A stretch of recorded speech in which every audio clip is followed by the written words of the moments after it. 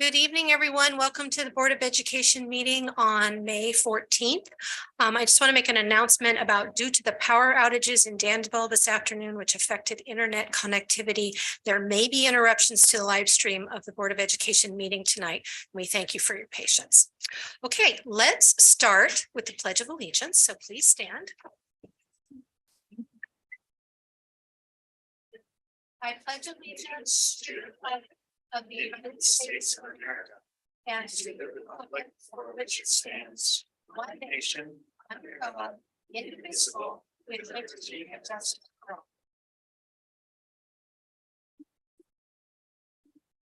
all. Okay, the first thing up tonight is our favorite thing, student recognition. So I am going to invite my board members to come up into the inside part of the dais, and we'll begin this.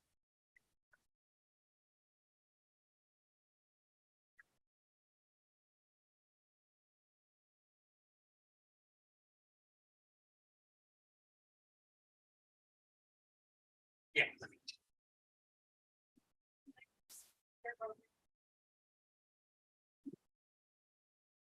So we have a couple of different recognitions tonight. The first one is Cruz, who is being recognized for the National Geography Bee.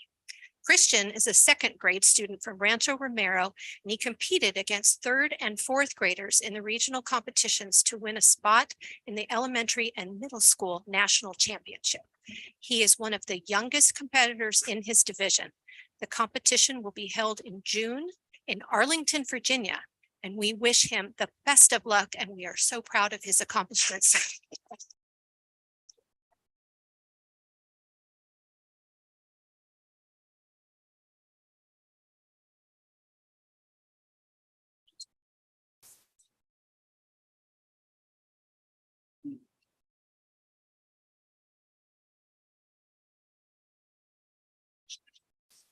We'd like to take a picture.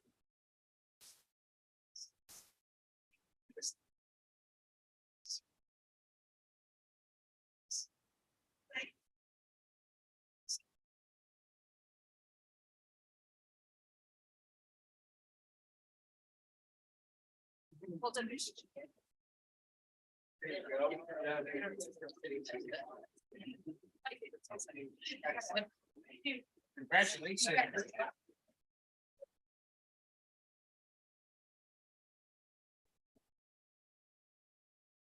And I want to add a note that due to the power outages, the district certificates didn't get printed this afternoon, so they will be mailed to the students. Okay, next student is Ethan Chen, and he's being recognized for appointment to the Instructional Quality Commission by the California State Board of Education. Ethan is a Monte Vista student, and as I just said, he was appointed to the Instructional Quality Commission by the State Board of Education. He will serve a one-year term during his senior year. The Instructional Quality Commission is responsible for advising the State Board of Ed on matters related to curriculum and instruction, which includes such things as developing curriculum frameworks, recommending criteria for instructional materials, evaluation, and advising on academic content standards, professional development, student assessments, and accountability systems. This appointment is a great honor, and we are so proud of you, Ethan, and know you will represent the students of California well.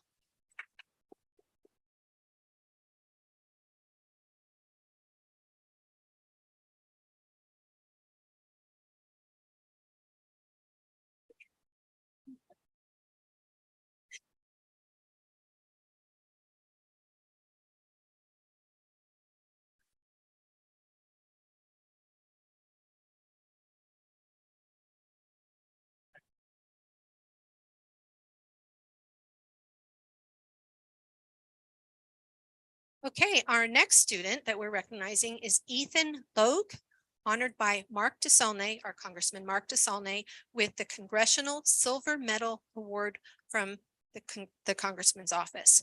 The Congressional Award is Congress's highest youth award.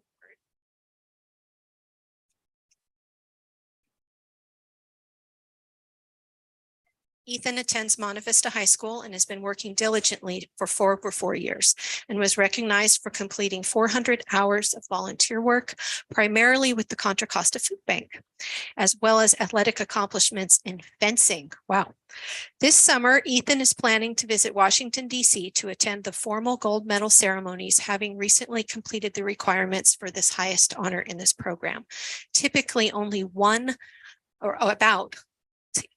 about 500 youth across the country receive the Congressional Gold Medal each year. Congratulations, Ethan.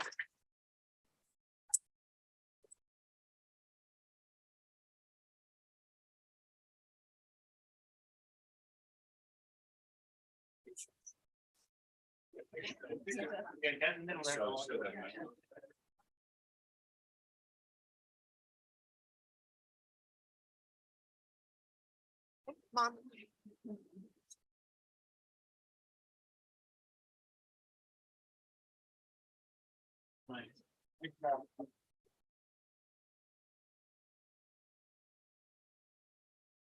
Okay, next we have 2 students who also received Congressman DeSaulniers App Challenge Award. First place was Krisha Singhani from Monte Vista High School, and third place with Ananth Venkatesh. And Krisha was with Monte Vista and Ananth is with San Ramon Valley High School. The Congressional App Challenge is a public initiative to encourage young people to learn how to code in the effort to inspire creativity and encourage interest in STEM education. In the first 7 years of the challenge, over 40,000 students from across all 50 states have participated. Krisha is a sophomore from Monte Vista High School, and she was awarded first place in the competition.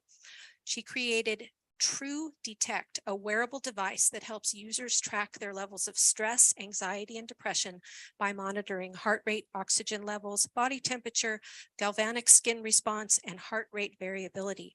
Her corresponding mobile app allows users to upload results and determine trends in stress and anxiety levels.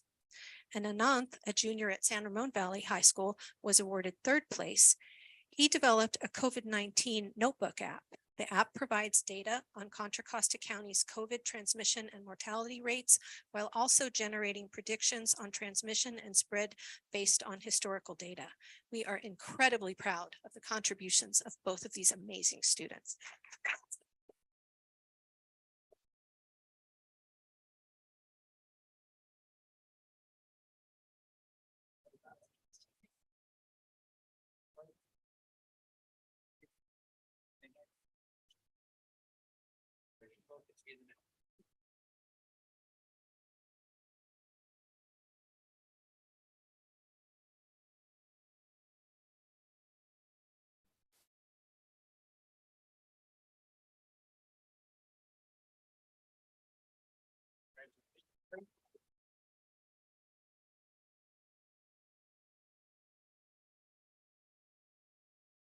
Okay, and our final group are some Cal High seniors representing theater arts. The students we're inviting up to honor next have reimagined success through their passion and dedication to the theater arts. They are a group of talented Cal High seniors who, alongside their younger high school peers, recently attended the Linnea High School Theater Festival, a 3-day educational event and competition. Cal High was the only San Ramon Valley High School attending the festival, which this year hosted 62 high school students and more than 2,500 drama students. They worked with professional actors, playwrights, and directors, and won awards at the end, including placing in the categories of one-act play, duo scenes, musical theater, scenic design, and original scripts. Congratulations to these remarkable students, and I'm going to read their names. Dylan Burlingame, Brianna Farias, Jillian Fitzgibbons, Jessica Garcia, Sarah Houston, Emma Colo, Darren Murphy, Ella O'Connell, Anastasia or Ren Pinkella, and Kathir Rajesh Kanan, and Amelia Saravai.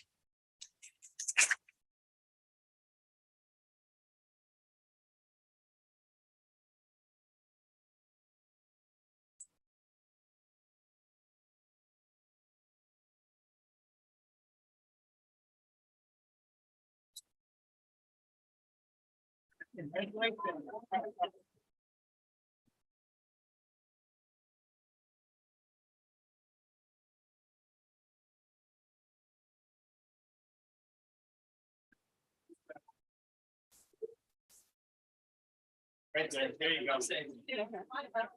You know how to do that stage. Like the stage left.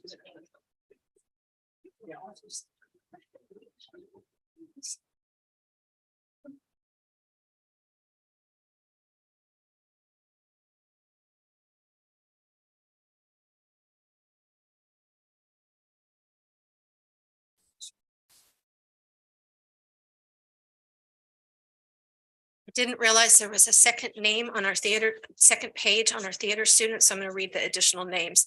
Sachi Sharma, Amanda Tejero, Elena or Kit Town, Alexandra Veneer, Kimberly Young, and Alicia Sakai. I'm so sorry that I missed the second page.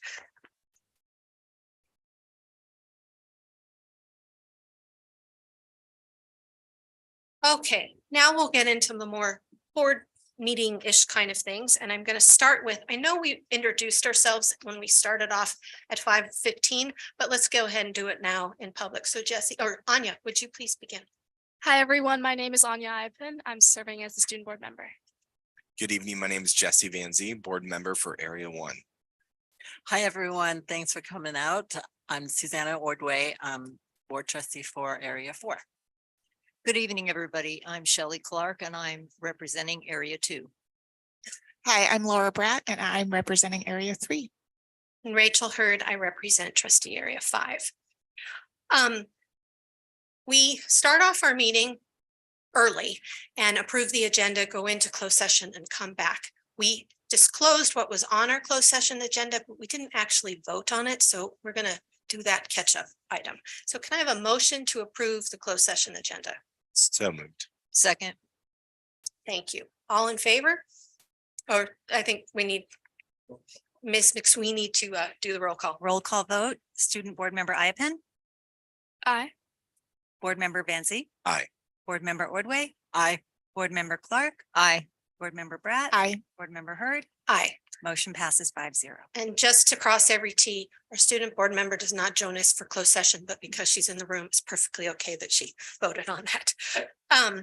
Okay, so that's that. Now we need to report out actions that we took in closed session.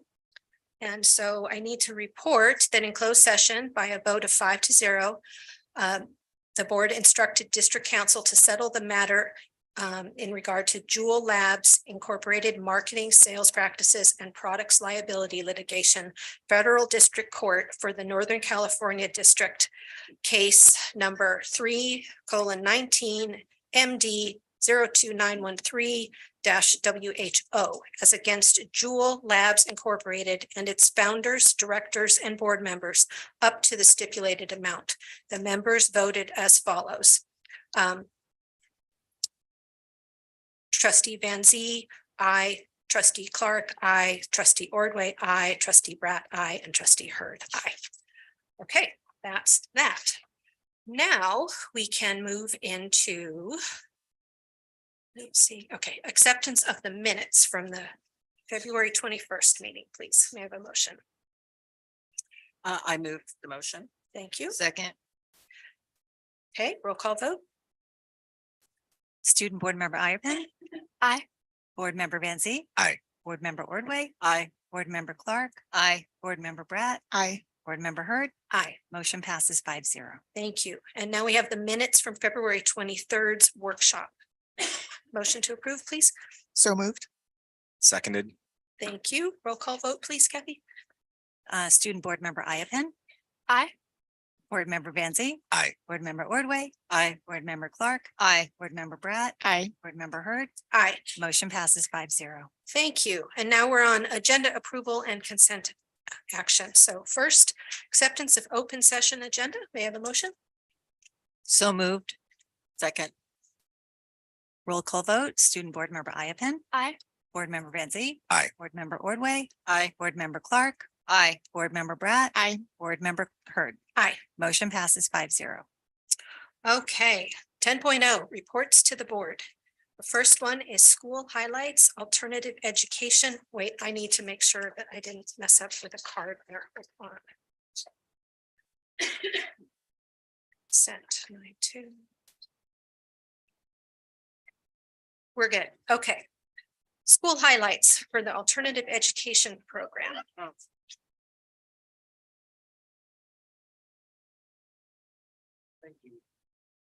Oh, excuse me 1 second. We have one more little piece of business.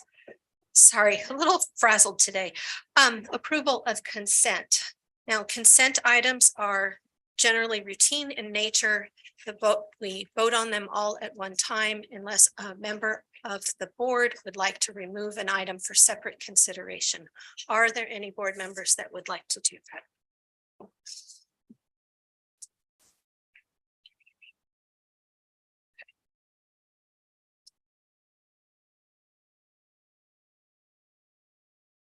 Okay, we have a request from a community member to pull item 9.2, I'm sorry, item 13.12.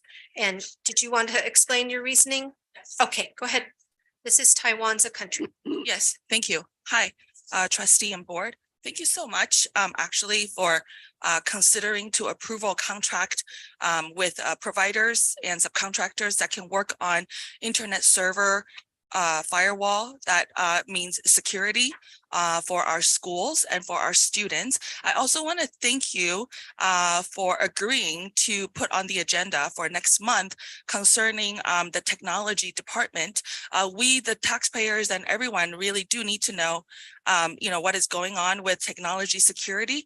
I won't be able to be here, so this will be the only comment from me regarding 13.2, which is to appreciate your willingness to work on technology security for our school district and students. Thank you. Okay, John, did you want to clarify that point or do you want me to? We can clarify. Can you remind us, Stella, when the technology report is coming? It's not next month. I think it's June, I thought it was May. or is it May? I think it's May. May. actually, Thank you. yes. May. So you might be able to make that meeting. So that would be. Okay, Sorry, I meant next month is April. Yeah. Sorry, May. okay, Thank you. okay. All righty. Okay.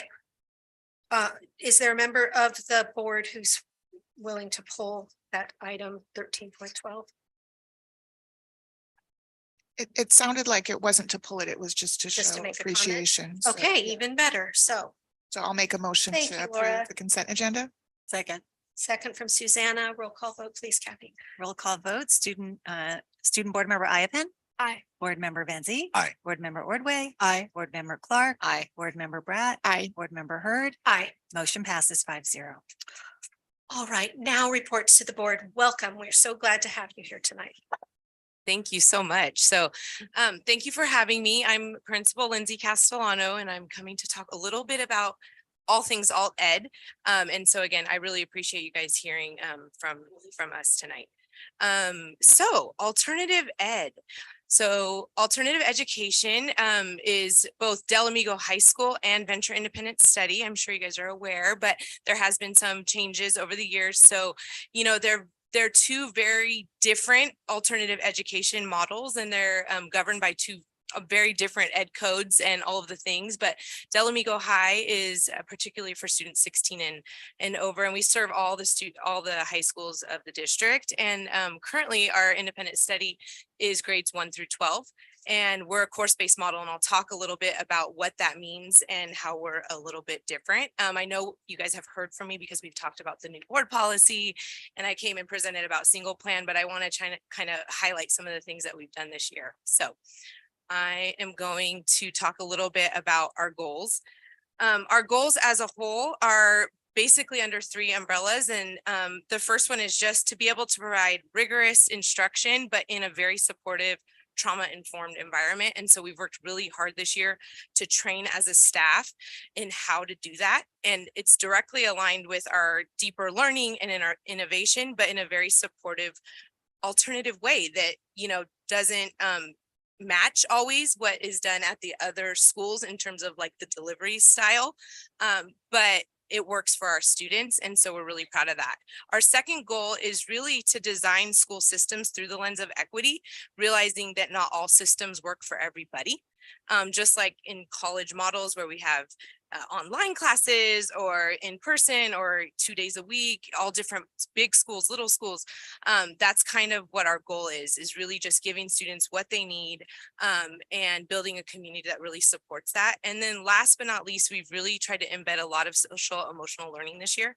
So we have advisory classes for all of our students, and we have an advisory schedule where we're delivering curriculum on SEL, on community building, on graduation, all different topics, diversity, celebrating all different cultures, all the things. And so that's one of our big goals from this year. So we're 2 schools, but we're one team. And I always say that like this picture is us on a Monday, and then by Friday, we're a little bit wild. But that's alternative ed. Balancing a lot of different things at once is kind of what our team is really prides ourselves in, just kind of living in 2 worlds all the time. But it's really fun. So Del Amigo High School and Venture are up on Albion Road, which is close to our Doherty Valley partners. So we're both there. Del Amigo High and Venture are both WASC accredited, and we go through the same process as the comprehensive high schools.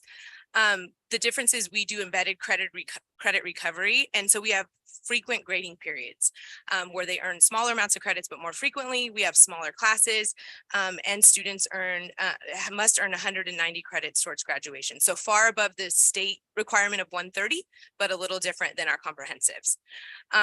There's some fun things going on at Del Amigo. We do something called Credit Crushers, where we recognize students every term. There's one of our teachers, Ms. Wells, having fun in English class, and we also have PE. And so that's been something really fun and exciting this year. In terms of Venture Independent Study, we serve grades 1 through 12. Our course-based schedule requires hybrid of online and in-person instruction. And so that's been very different. Most of our high school students go to each period twice a week for all their periods. So they're doing that, and then they're doing independent work. They're also coming in person. We do master agreement components, and our attendance model is based on not only online instruction, but also the work that they submit. So that's kind of a little different than a traditional model where they're meeting with a teacher once a week and doing most of that work independently. But we're able to have teachers credentialed in that content area, and that's really helped improve our rigor, our structure, and everything. So for Venture, this is some of the things we have of our in-person learning. We have our art on the side. We had a celebration of success for our students. There's one of our little guys on International Dot Day, and then our math teachers preparing a lesson where they used a game called Charty Party, which is Pi Day. I had to talk a little bit about math and all of that. So we have a lot of fun. But yeah, I just wanted to share some of the things that we're doing in all ed, make it short, but if you have any questions, I'd be happy to answer them. We went through WASC last week, so I'm a little frazzled from that, but it went really well. So anyways, thank you so much for letting me come present about alternative ed. Thank you, Lindsay. Before they might have some things they want to say. Board members, any comments? Can you give us an idea of how many students you're serving? Yeah, sure. So currently right now at Dell, we have about 30, but since we have our terms broken up in 8, students actually can graduate as they complete their credits. So it kind of is like at any one time it's 30, but we're serving more than that throughout the year. On the Venture side, we're currently at about 130. And we take students in every 8 terms. So at every grading period, because then that way we can use their grades from the previous school and they don't lose that. Yeah. Thank you. Yes. Yeah, that was my question in terms of the movement of students in and out of Venture. And so that happens on the quarter system, and they're able to kind of transition back if they want to back to their home school. Yeah, they always have a right to transition back to their home school. We have orientations every 4 to 5 weeks. So when progress or quarters happening, we're orienting kids to either Del Amigo or Venture. And then if they're transitioning back, that's kind of a natural time where we do that. And then do they like lose their spot in their feeder school if they move to venture, and then vice versa? Would they lose? Is there any of that dynamic happening, or is that a non-issue? So it depends on the courses that the students are taking and the space, but we do try and make every effort to have them return back to their home high school.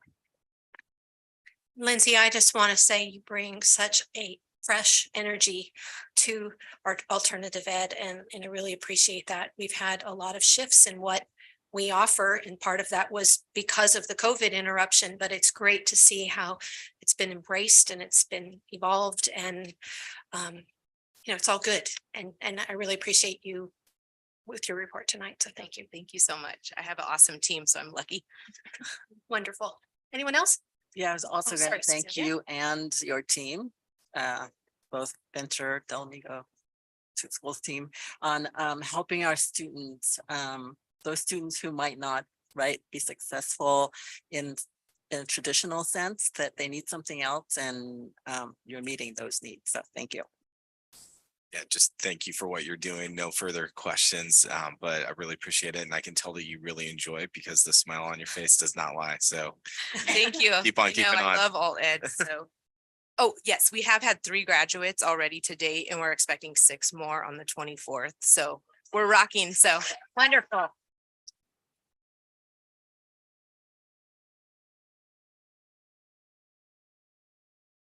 Okay, next up, we have some more recognition. And so first, I'm going to turn it to Christine Fajardo for Distinguished Schools Recognition.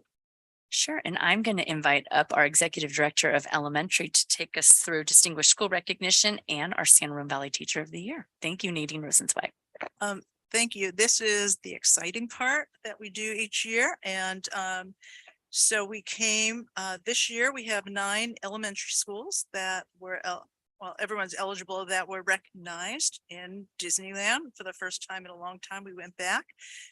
So I'm not sure, do you want me to call each one up by name individually, alpha order? So all of them have met the requirements of the state superintendent. We had a wonderful time there, and I'll go ahead and Alamo Elementary School, Principal Bjorn Remmers is here.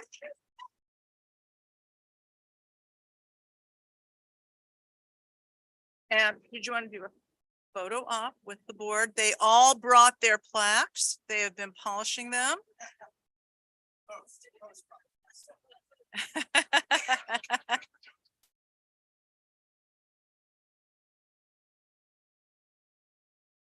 Okay. Greenbrook Elementary. So Elsa Rakoff and her vice principal is here, Jyoti Dave.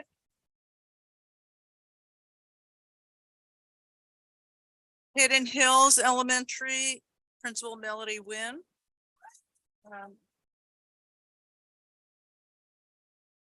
Don't get it right. John Baldwin, also known as Joe Baldwin, Principal Joe Romagna is here.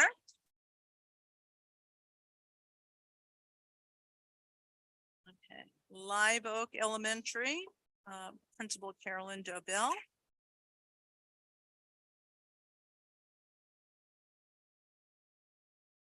Neil Armstrong Elementary and Jerry Gagnon, principal. Sycamore Elementary, Trish Farhara, principal. Vista Grande Elementary, Principal O.C. Jurgens.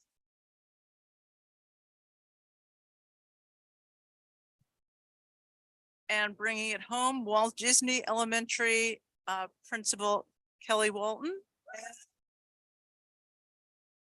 Her assistant principal, Mary Lou Young.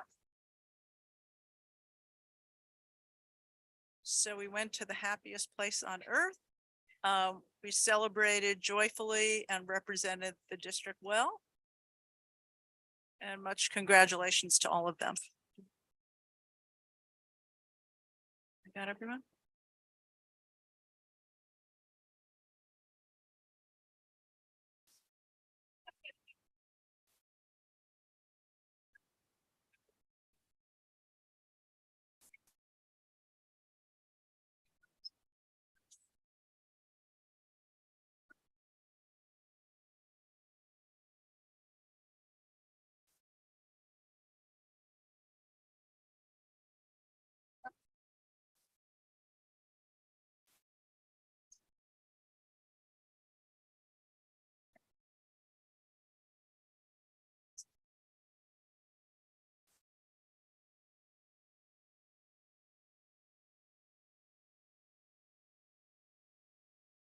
Got it?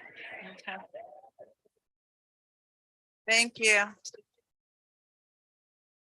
And thank you to the support team that came for their schools in the audience. We have teachers and office managers, and really it's a joint effort of everything that our schools do. So thank you for that. And this is like a trifecta here. All dad hearing them speak, and now Teachers of the Year. Every year we get just so many nominations of teachers from all of our principals and leaders at the school. And it's really hard to narrow it down to just two. And we select, because we're such a large district, we're able to select an elementary teacher of the year and a secondary teacher of the year. And last night, the county, Christine and I went representing the district. So there was a reception for the two teachers. So for elementary teacher of the year, Ashley, you have to come up. Ashley Favreau is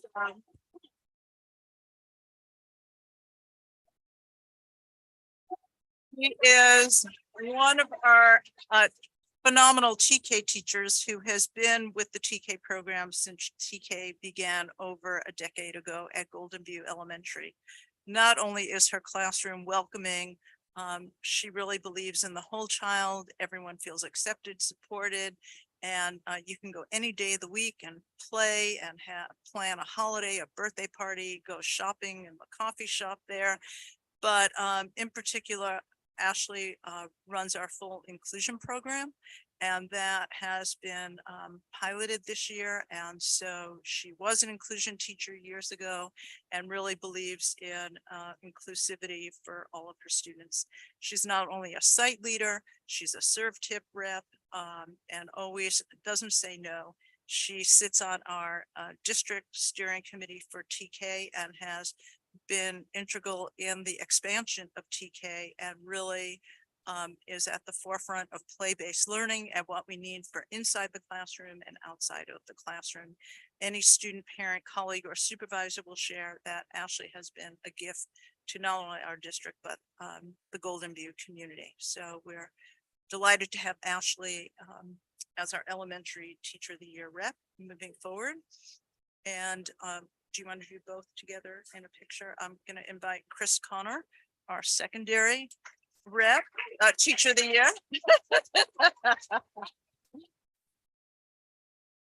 And Chris, in the short time that we have gotten to know each other, he's just an inspiring teacher at Monte Vista High School, beloved at Monte Vista High School. I know people are in the back there. And he's involved in nearly every aspect of school activities, leadership, drama, English, drama games, the haunted house, whatever is happening at the school, he is involved in. He's incredibly hardworking and selfless, and was recognized by his peers at the highest level for all the work he does do. Every night I was sending them emails, you need to get this packet ready, packet ready. He goes, look, I'm doing this drama show and that, and I have to fit this in. And I was just on both of them, but he opens his classroom every day at lunch. His classroom is a safe space for students, whether they're his student or another student. And what he does for the visual arts and performing arts at your school and for our district is just incredible. So you're willing to mentor, and we can't thank you both enough. So we are delighted that they're representing us and moving forward for at the county level. So now your photo up. Right?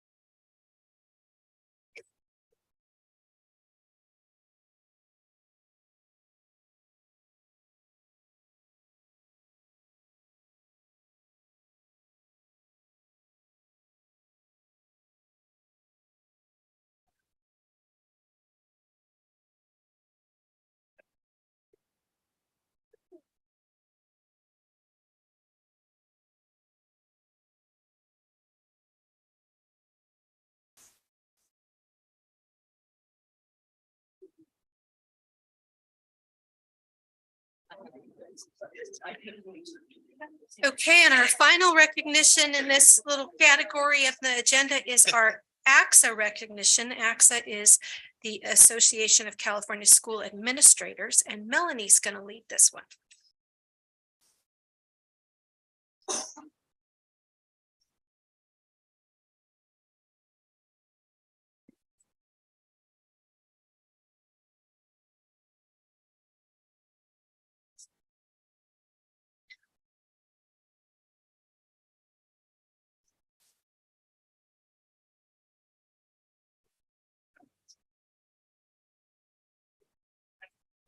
So honored to be presenting the 2022 AXA Administrator of the Year Awards. Can you hear me?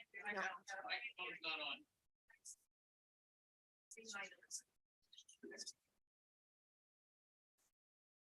Can you hear me now? Okay. Good evening, trustees. I'm honored to be presenting the 22-23 AXA Administrator of the Year Award. These outstanding leaders are being recognized for their outstanding contributions and commitments to students, families, and the communities which they serve in the San Ramon Valley Unified School District. School leaders, as we know, play a pivotal role in creating a safe, equitable, and inclusive learning environment for students. On behalf of the district's administrative team, I know that I speak on behalf of the entire group when I say that it is an honor and a privilege to know and work alongside these outstanding leaders. So when I call your name, please come up. For middle school principal, I'd like to recognize Jenny Torres from Gale Ranch Middle School.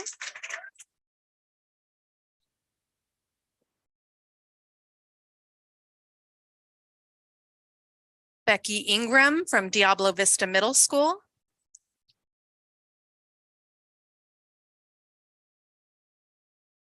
Becky's been under the weather, so that's why she's not here with us tonight. Secondary co-administrators at the high school level from San Ramon Valley High School, Charlie Litton.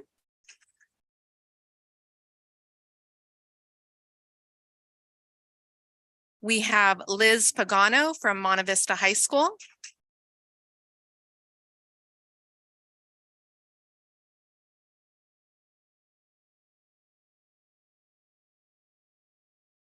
Elementary school principal, Joe Ramagna from Joe Baldwin Elementary School.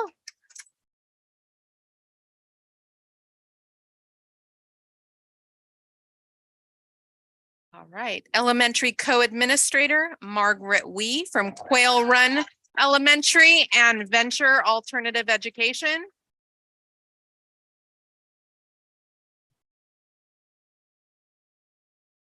All right, now for our central office administrators, we have Nadine Rosenswag, elementary, executive director of elementary.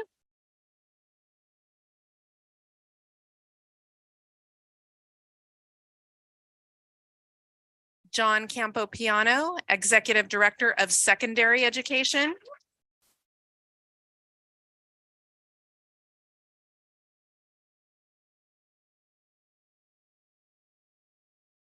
Amy Capurro, director of special education.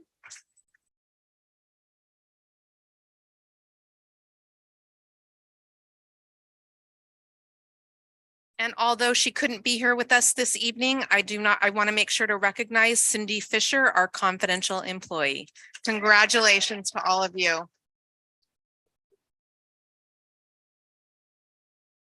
Trustees, one more photo.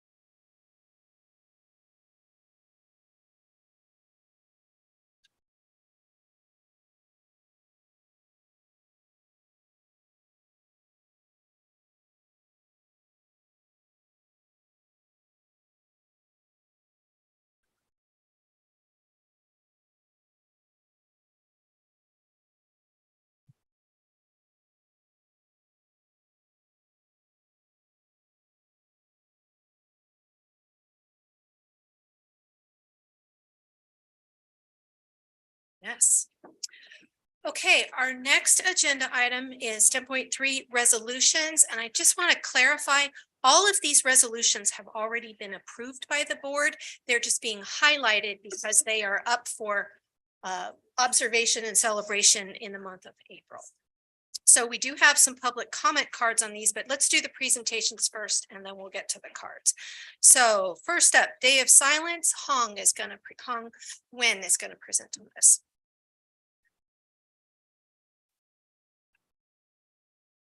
Good evening, board trustees, superintendent, assistant superintendents, staff, students, and families. My name is Amigo and I am the Director of Educational Equity. Thank you for giving me this opportunity to speak to you about our board resolution on the Day of Silence. So let's go into what is the Day of Silence. It is a day that takes place this year on Friday, April 14th. It's observed by those who choose to take a day-long vow of silence throughout the whole day to show support as well as to be a show of empathy for those that feel voiceless, isolated and alone within our schools and across our country. While concentrated on LGBTQ+ students, the Day of Silence is a day to show support for all students.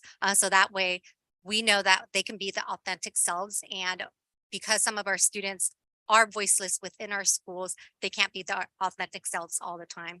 That silence is broken after school by student groups throughout the district. And so it's a full day of silence. Just a brief history, and here's a number of photographs of our schools last year flying the progress flags at all 35 of our sites. It began in 1996. Students from all 50 states were able to participate on the Day of Silence. We have initiated the Day of Silence in our district by high school students, and it is something that was voted on in 2016 to be a board resolution because we know how important it is. Many of our students currently participate in the Day of Silence, and we want to make sure that we're able to recognize this day. It is a student-driven initiative. Students that do want to participate in it, they practice empathy and hope, and really to carry on that message of hope to those students that in our LGBTQ community feel alone or feel silenced, or in this case, feel isolated. And so, of course, we have our strategic directions, really focusing on social emotional well-being, equity, and deep learning. And within the goals that we actually have, we want to make sure that we're working on our mental health of our students, and we really want to show that all students are respected and supported across the system. We also want to make sure that we're creating these learning environments for our students where they feel safe, equitable, and provide a sense of belonging for all our students as well as our staff. And we also want to develop teaching and learning experiences that are responsive to and supportive of diverse cultures and identities. That's why our Day of Silence is important for us. We also want to make sure that students are engaging in the deep learning, and so we're tying that into the deep learning that we actually have. So what do we ask of our sites on the Day of Silence? It's one day on Friday, April 14th, for our sites to maintain a respectful environment for all those that are participating in this Day of Silence. We want to make sure that we commit to maintaining a safe environment for all of our LGBTQ students, as well as communities every day of the year. We also want to make sure that we're committing to reaching out to students who feel alone, isolated, to feel silence during this time. And we also want to support our student groups that are really participating in this particular day. And so we do have students that are showing support for their peers, for themselves. We want to make sure that we're supporting them. And of course, on this particular day, we started this last year and we will continue it this year to fly the progress flags at every single one of our sites in SRVUSD. And so you definitely can find more information if you go to glisten.org /Day of Silence. Thank you. Any questions from board members? Just questions. Okay, thank you. Okay, then on Environmental Week, which will be observed April 16th through 22nd, we have Jennifer Hanau to speak about this one. We're going to take public comment on the whole item together because it is one agenda. 10.3. I'm not going to, just because then it would, then you'd wonder why are they not all separate items? So go ahead, Jennifer. Hello, hi, good evening. This is the resolution for Environmental Week, and I'm really excited to celebrate this with you because I think this is something that we do very well. So the picture that you're looking at on the screen is actually one of our school gardens at Quail Run Elementary School, and you can see just the joy on children's faces when they get to be outside and in the school gardens. Okay, so there are two events that occur during Environmental Week. One of them is Earth Day, which many people are familiar with. The other one is John Muir Day, which is, I think, really exceptional because we have the John Muir Homestead just up in Martinez, and they do an amazing job bringing professional development to our teachers. We've had teachers attend professional development at that site. They also offer field trips for children, so it's a really cool way to connect with our history. And John Muir, I hope you all know, is responsible for the development of Yosemite. And so he was a strong advocate for keeping these beautiful public spaces available for us to enjoy forever. So we are really lucky that we have some standards that align with our Environmental Week resolution. So we have our next generation science standards, which focus a lot on environmental education, climate change, and not just students learning about it, but also being problem solvers and change makers. And then our environmental principles and concepts are 5 standards that must be addressed in California. So what you'll see is our science curricula especially are highlighting these environmental concepts and principles in addition to our next generation science standards. So there's a lot of support here for environmental awareness in our curricula. This is just the 5 principles. Got put on a separate slide, sorry. So why are we recognizing Environmental Week? So you can see, again, we've got our Green Valley Elementary School. This is going beyond just an environmental awareness, but it's also really asking students to lead efforts to make changes in their community. And so these students have grown onions and then they donated the onions to a food bank.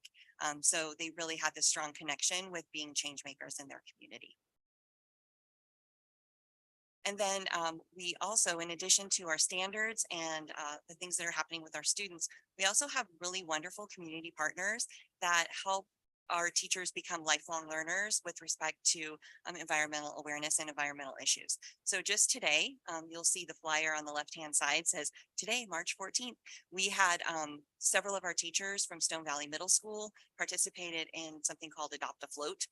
Our school district actually has adopted 5 floats that are out in the Southern Ocean right now. And what they do is they float around under the water, they collect data, and then when they remerge, they send that data up to a satellite, and then our students in real time can look at the data from like all over the Southern Ocean. So it's a pretty remarkable program. And they wanted to bring what they had learned to our teachers. So we had about 20 kindergarten through 12th grade science teachers come to learn about these floats. We also got to hear from 2 environmental ocean scientists that were talking about their research and sharing that with us, wanting to partner with us to bring that information to students in the classrooms. So we have lots of learning partners, and we're really lucky because our teachers are just lifelong learners and they want to bring that to their students. And then finally, in addition to just the standards and our courses, we have amazing courses. All of our science courses are focusing on the environment. Our marine biology classes do these amazing field trips. Our AP environmental science classes do a lot of work with the environment. That's the name of the course. But in addition to those courses, we also have these extracurricular activities. Many of our schools have school gardens, and you'll see that they are very well tended, lovingly tended. We do lots of instruction. You can see there's an elementary science lesson. Students were learning about watersheds in our local area. So we also have our child nutrition, which has made sure that we've got recycling and compost bins, and students learn from a very early age to separate their waste, and they do so very conscientiously. So we have, like I said, I think we're doing this really well in our district, and so I'm excited to celebrate Environmental Week with you. And I don't have a thank you slide, but thank you. Thank you, Jennifer. Any questions, board members? Okay, thank you. And then Third one is for Volunteer Appreciation Week on April 17th through April 21st, and Dr. Malloy is going to cover that one. Thank you. And Logan, if you can just advance slides for me, that would be great.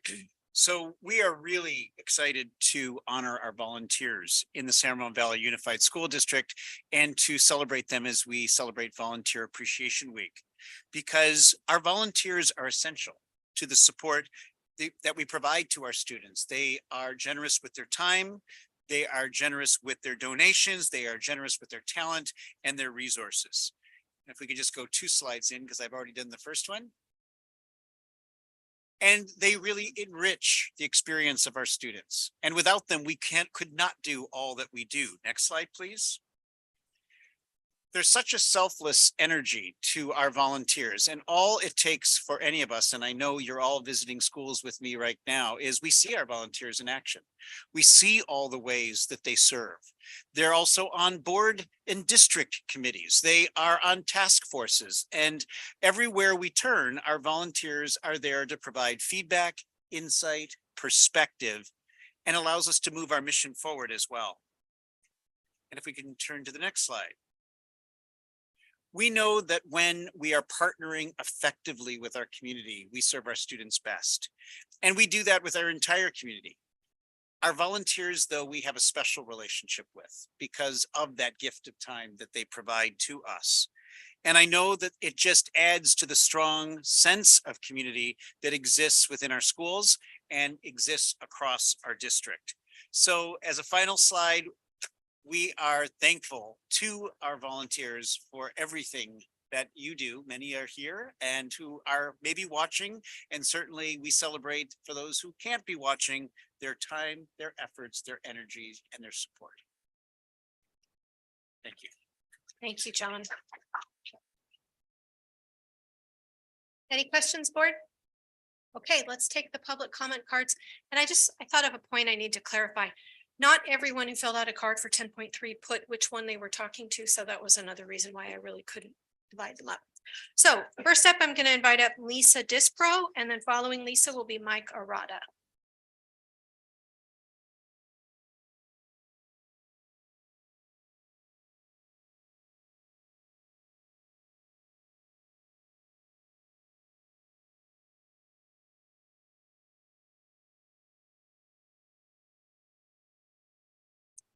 Good evening. I'm Lisa Disbro. Happy to be here tonight.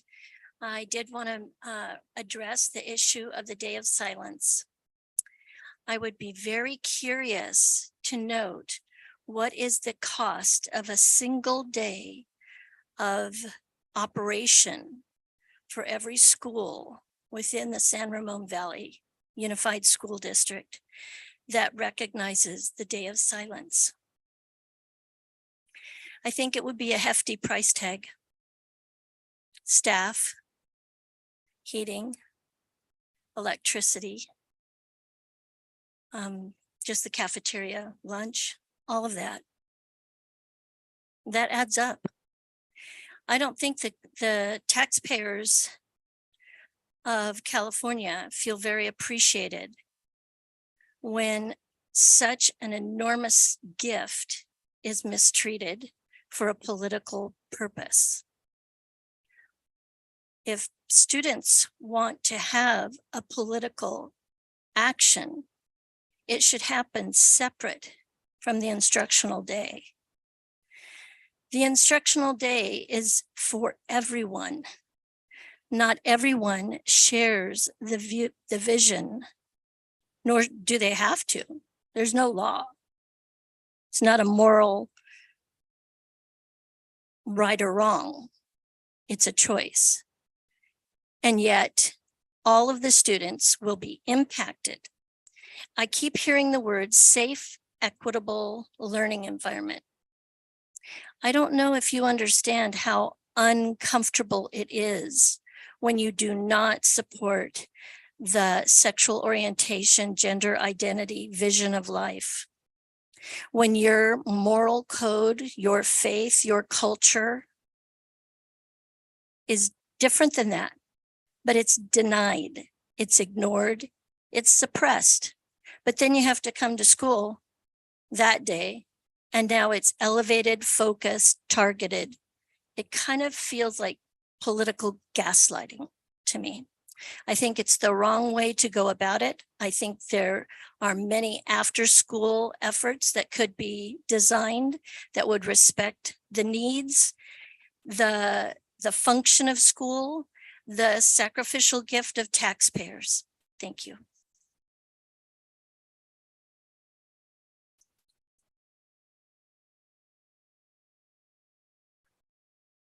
Mike Arata's on his way up, and following Mike will be Bob Allen.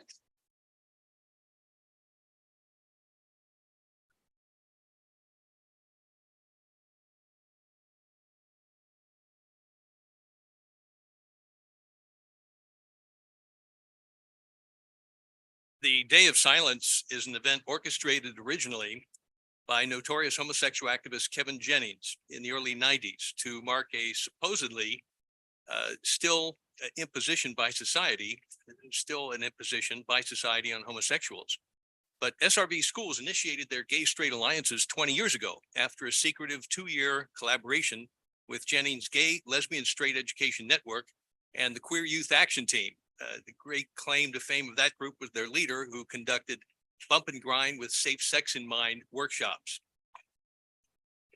Today, even your elementary school PRISM clubs and your read aloud kindergarten teachers are involved in LGBTQ activism. So as I've asked before, what other special interests and neuroses get to disrupt normal classroom activity here?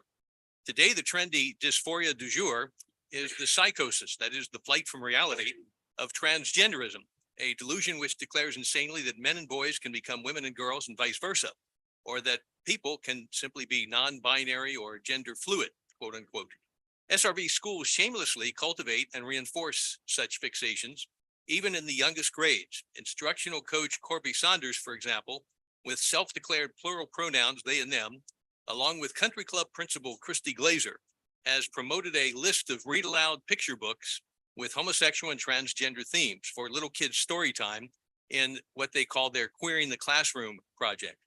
The Day of Silence deliberately interferes with the normal academic day, as you heard, since students involved in such activism are permitted not to speak in class and teachers are encouraged to cooperate in such interference. Talk about those unable to speak for themselves. There have been approximately 64 million abortion victims of US baby killing centers since 1973. Roe v. Wade date. A day of silent solidarity with those aborted babies occurs every third Tuesday in every October. Perhaps that could be honored. Instead, it's another moment of remarkable hypocrisy, including the teacher unions. They're doggedly pro-choice when it involves the killing of unborn babies, but rapidly anti-choice when it comes Point to of order, what does this have to do with the Day of Silence? Roe v. Wade. I'm protesting the overall Day of Silence, and it interferes with schools, number one. It expresses a political viewpoint, number two, and I need to have my time added back in. Enough? Logan? All right. As I said, it's a moment of anti-choice when it comes to school choice for parents to have tax dollars follow them to the school that they and their children choose, as is done with the GI Bill. Or how about a day of silence for those affected by multiple sclerosis or all the various forms of cancer, or all of those who can't see and or can't hear, i.e. for those who genuinely suffer in silence? As I've said, what are the criteria for allowing an external agenda to interfere with normal classroom activity? Who and what else can or should receive such special treatment?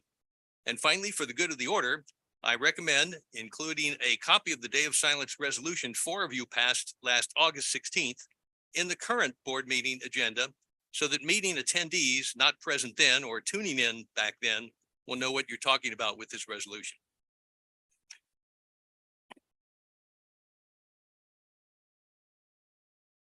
Okay, the next speaker is Bob Allen, and following Bob will be Aiden Milikoven.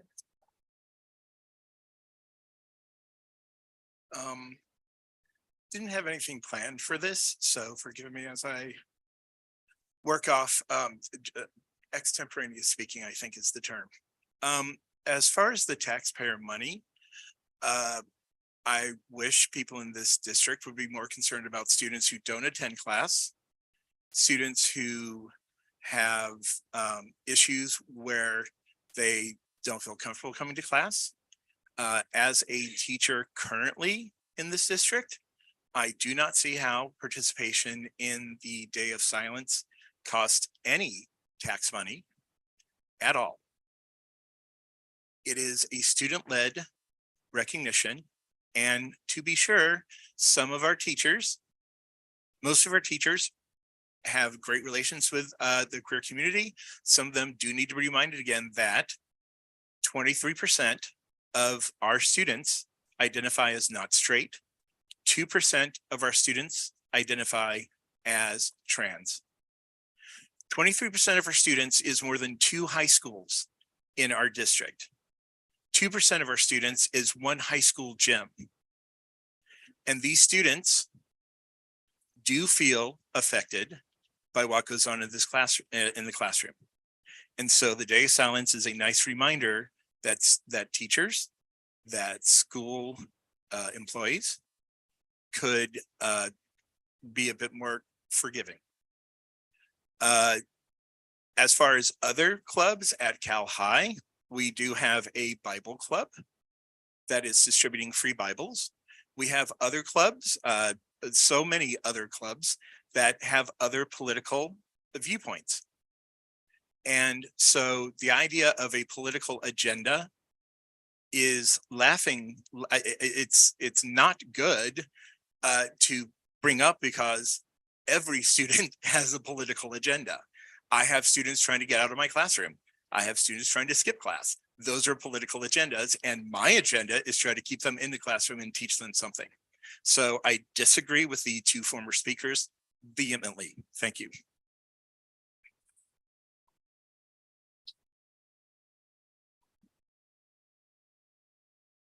So Iden is coming up, and after Iden, we have Terry Thompson. Hi, I'm Iden Yelkabin. I'd like to comment on the aims of resolution number 76 titled In Support of Environmental Week. So I'm not a fan of how the district and our community often shifts the focus to culture and symbolic from material, policy, and curriculum. Growing and donating onions is cute in sentiment, but weak in material.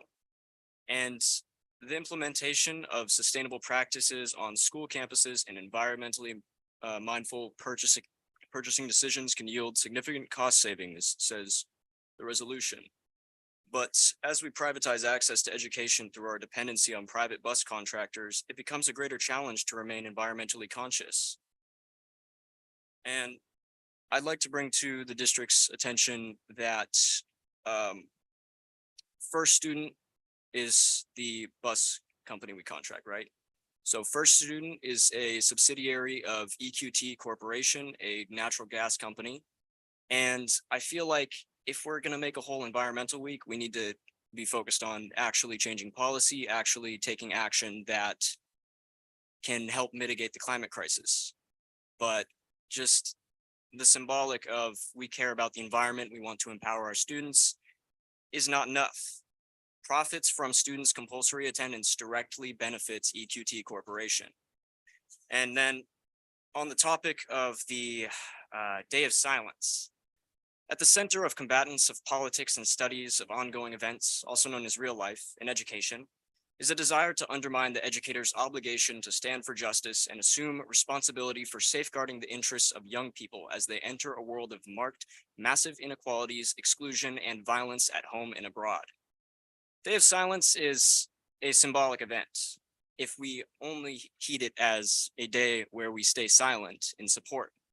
As we saw during Blackout Tuesday in 2020, where users on social media posted blank posts in support of the movement, the Black Lives Matter movement, silence is not an effective form of resistance. The recognition of the Day of Silence may be effective, but only if the school provides a platform afterwards for rallies and more. So I forgot which organization talks about the Day of Silence, but the one you referred to on their website, it says every April students go through the school day without speaking, ending the day with breaking the silence rallies and events to share their experiences during the protest and bring attention to ways their schools and communities can become more inclusive. Without these rallies, the Day of Silence is literally just silencing people and limiting their ability to share their experiences. Though the Day of Silence is important, we need to recognize the full aims of this event. Thank you. Okay, this is Terry Thompson, and following Terry is Amelia Faramond.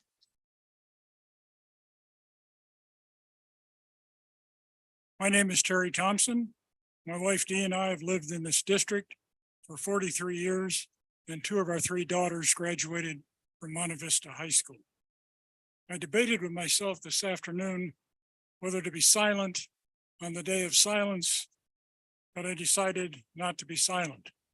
So a resolution 16/2223 is in support of the National Day of Silence. I'm fully aware that this resolution was passed last August, and it is a fait accompli for this year. By combining the Day of Silence with other resolutions and passing them as a group, far in advance, prepares any meaningful input from the community. I request that you change this procedure and let the Day of Silence stand or fall on its own. First of all, what is the primary job of the district high schools? I submitted is to teach the boys and girls basic skills of reading, writing, mathematics, geography, and other skills that they will need to compete in today's world. I submit that one of the responsibilities of the district high schools is not to introduce the boys and girls to wokeness and LGBT ideology. This resolution encourages students to be silent for a whole day and not participate in class discussion. It further has the intimidating effect on the teachers to prepare lesson plans that do not require class discussion. If a teacher doesn't go along, she risks retribution from the woke administration and equity biased personnel. With precious few days of instruction available to the students, it's unconscionable to risk taking away one whole day of instruction. You're robbing both the students and the taxpayers. I request that you change this procedure and let the Day of Silence stand or fall on its own. It should not be approved by procedural silence. Thank you.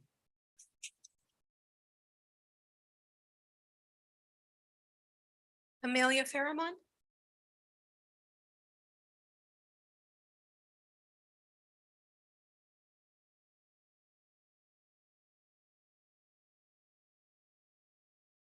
I personally have participated in Day of Silence in the past, and I do believe it's an important day to celebrate for sure. I believe it shows respect for the marginalized individuals, and there should be no debate about whether it's a bad thing or not, because at the end of the day, most people don't know the experience of being harassed due to their sexual orientation. So I believe it's unfair to comment on how they should be living their life or how others can support them. Their goal is to demonstrate the impact on the entire school community, to spread awareness about the effects of bullying and the harassment of LGBTQ students and its educators as well. Thank you.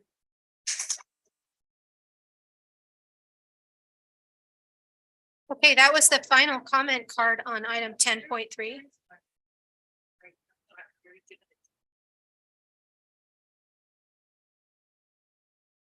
Okay, Taiwan's a country. Okay. Next time, respectfully, please do not put all resolutions into one item, because then you're forcing people to speak only one on each item, and then we have this confusion of, who really wants to speak to whom. So for the students' benefit, I grew up being silent and I'm straight. Growing up as me, back in the 80s, we were forced to have to comply with the homosexual agenda to a point that when I was an adult, I had forfeited a career choice because I was straight, because that particular industry is heavy homosexual. I could not fit in. And those people, they would bully me daily with their sexual anecdotes and, intimidation of if I don't agree with their lifestyle, then for sure I wasn't going anywhere. So I forfeited that career choice as a straight. So today I'm a grown up person. I'm a parent. I refuse to be silent anymore. You can tell in this room who is really silent. It's those people who are home who are not homosexuals. We have heard from a homosexual teacher. We have heard from 2 homosexual students. We can very much be aware who is silent here. Democracy in our Taiwan, can I interrupt you just a second? If you give me back my time. I would be happy to Thank give you. back the time. Please do not single out our students in that way. Just because they spoke on an item doesn't tell anything about who they are. They didn't volunteer that. So we have to stand up for our students, okay? Okay, you can stand up for your student. I'm also disclosing my identity, which people have attacked me in the past, but you didn't stand up for me. It's okay. I'm an adult. You can protect them. It's okay. I take your point, but please then, same principle needs to apply. No, please, needs to apply. Then I need to be defended by you as well when they're attacking me. Democracy really is a very valuable gift that we must all protect. In our country, it is unthinkable to have you legislate, so to speak, a day where kids must be silent. That is unthinkable.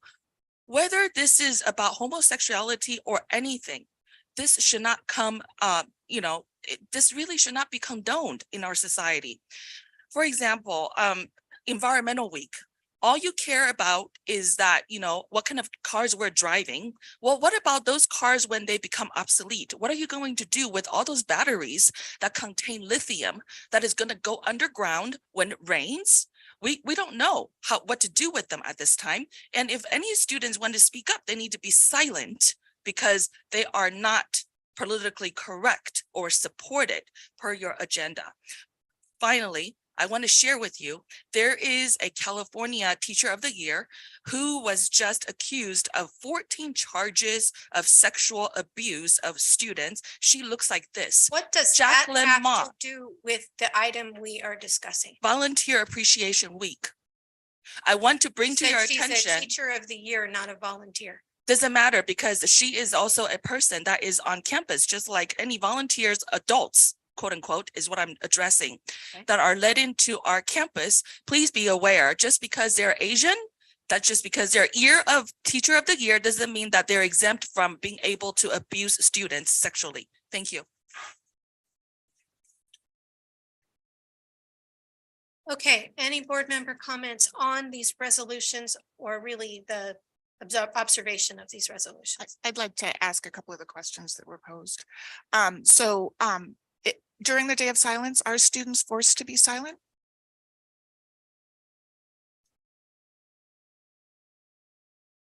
Thank you for asking. On the day of silence, it's optional for students, and so they choose to participate. They want to participate. And then how is the day of silence used to discuss why students are choosing to be silent that day and why they're advocating?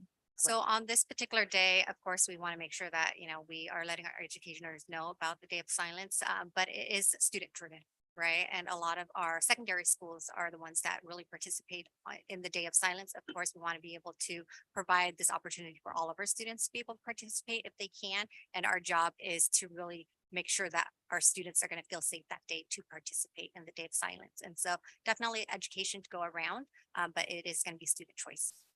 Yeah, and if I remember correctly, with my own students that participate in, my own children that participate in Day of Silence, that they wear T-shirts, they have name tags, they use this as an opportunity to explain why their silence has value and why the Day of Silence is an opportunity for their silence and for them as students to be centered in that silence and empowered by that silence, correct? Yes. Yeah. And then this isn't, I guess it's more of it's not really a question. Rhetorical. So yes. So I think it is a question because I think we need to ask ourselves what the cost is on students to the marginalization that happens, the shaming that happens, the discrimination that happens in our schools at times, in our community, in this boardroom tonight, what that cost is on our students. And we need to understand that an opportunity like this resolution, an opportunity like the Day of Silence, that, by the way, was started by students at the University of Virginia in, I believe, 1996. Students asked the board in 2016 to create this resolution. Students are the ones that drive the Day of Silence, that participate in the Day of Silence in our schools today. So I think we need to understand and value the fact that this, again, is an opportunity for us to center students who are asking us to center them in their silence and to amplify that silence and to really understand and value the fact that there are times when our students feel silenced, and that is just not, it's just not okay. It's not okay. Thank you. And I also wanted to add, as a student who's gone to school during the Day of Silence, it is completely optional. Teachers can choose to participate in discussions. Students who are participating in this Day of Silence are not exempt from tests or exams. So the instructional curriculum continues as planned. During discussions, students who choose not to verbally speak, they have the option to write a lot of the times. But more than that, it seems really counterintuitive, but the Day of Silence actually spurs a lot of conversation on campus, especially amongst those who are, maybe are not participating or don't know about the day. But it brings a lot of attention to an issue that is very difficult, and it's prominent in this district. We were talking about this at Student Senate about the experiences of LGBTQ students, and they deserve to be recognized. And that's something that's kind of circulated among students, even amongst those who don't identify as LGBTQ. So it is optional if you choose to participate or not. But I think more importantly than that is the conversation that it starts among students and educators and everyone in this district.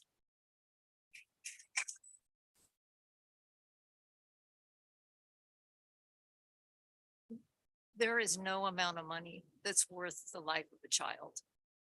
And when we talk about these issues, and all due respect to the people that are in the room that have dissenting opinions, I have sat with these kids. I have listened to their stories. There's no amount of money that would be enough to not recognize, not validate, not bring to them what they need. The reason why I sit here, I started out as a volunteer, like we talked about earlier tonight. And when I worked with the kids and all the time that I spent, that's what brought me here, because I care about them deeply. And I come to understand through being in this position that I have a unique position where I can see into what's really going on in our schools. And this is something that's really important, and some of our kids' lives depend on it.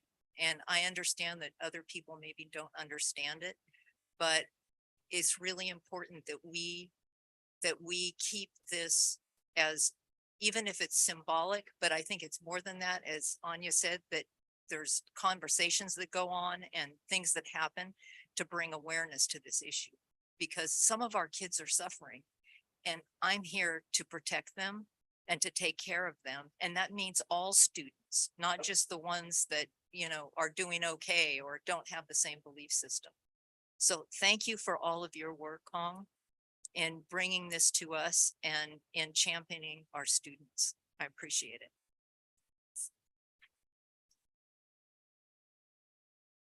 I'm actually going to speak a little bit different, not specifically on Day of Silence, but I just want to let everyone know that we are open, of course, to listening to all perspectives. But I do want to remind our speakers, right, that some words and inferences, connections that might have been made hurt and offend people. So I want to make sure that we remind everyone that students and kids may be listening in. They are watching our YouTube channel. So please be careful of your language. Thank you. I just wanted to address a couple other things that were brought up in public comments. Our volunteers all have to be signed in, show identification. They're never left unsupervised with students. Students have to be with a a trained school employee. They can't just be left alone with volunteers, and volunteers that do more significant activities like driving on a field trip or supervising a overnight trip go through fingerprinting and all that kind of stuff. So I just wanted to be clear that we do have very good processes for our volunteers, and I wouldn't want any of our volunteers to feel, slighted by comments made. With respect to Environmental Week, this is a brand new resolution that I believe my colleague Laura Bratt suggested we do when we were looking at what's missing and what needs to be combined. And I would just like to compliment Jenny Hanau on the presentation, because while all of our resolutions are ceremonial, or what was the word that was used anyway, that they're not going to change the world, but they're bringing attention to things, and they'll grow and they'll change. And just because something doesn't completely eradicate climate change doesn't mean that it's not worth doing. So I just wanted to throw that in there, because I think it was a big deal to even just bring this forward, and you nicely tied it to our standards. And so thank you. Okay, anything else on resolutions, Jesse? I'll piggyback what you're saying Okay. about the environmental thing too. And I think it's important too to be talking about the positives that we can do about stewardship. And what I loved about your presentation is it feels like it's very, what are the positive impacts that we can make? One article that I came across recently, just over this past week, is an increasing level of a word called environmental related anxiety in young teens. And so I think we have to really balance the social, like the emotional well-being of teens when we talk about the world's going to end in 5 years versus, hey, here's how we can be good stewards of the environment, the earth, and how we can make a positive impact in our communities. And it sounds that's exactly in line with it, but that is kind of piggybacking on why don't we go full tilt one way? We got to hold these things in balance, especially as at different ages, it's harder for kids to understand what some of those implications can be. So Thank you. Okay, last word on resolutions. Let's move to 10.4, which is public comment for non-agendized items. I'd like to remind everybody, you get 3 minutes. You get to say your piece, and we will only interrupt you if your item goes completely, outside of the jurisdiction that we have as a school board, like national politics, world politics, those kind of things. So first up, I would like to invite up Julie Pelly, and she'll be followed by Steve Pelly.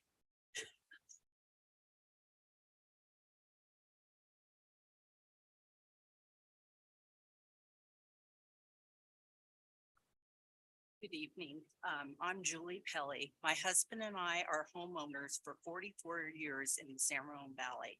I'm a parent, grandparent, and retired school teacher. My husband and I raised 2 children through the San Ramon Valley School District and now have grandchildren in the school district. I am here tonight to talk about the social agenda that is being pushed on our elementary children. Books are a part of the social agenda, being read by the principals of the schools. Examples, TK through kindergarten. This is a 4- and 5-year-old is hearing about Jacob's new dress. 1st grade to 2nd, Stella brings the family. It's 2 men that are married, 2 women that are married. 3rd through 5th, Pride of Harvey Milk and the rainbow flag, about boys loving boys and girls loving girls. I would like to know who is pushing this social agenda. I have a feeling it is coming from the superintendent and the teachers union and a few principals and teachers. Are these books being read in every elementary school? Have you as board members read all these books being read by each principal in each elementary school? And if you have not, shame on you. The content in these books is very sensitive. It is the family should have received, each family should have received a letter in the mail, a hard copy, stating the books that are being read. Was that done by the school district? No. It has been stated through emails and bulletins. Many parents are not reading emails and bulletins, and many parents I've talked to are scared to speak out, and some teachers too. This sensitive subject needs to be taught at home and not in the schools. The schools need to teach reading, writing, math, science, art, and music, and PE, and not sexually driven kindness, respect, and manners 101. And please explain to me what a safe room is. Is it necessary in a public school? I think every single classroom and area in a school should be safe. Thank you.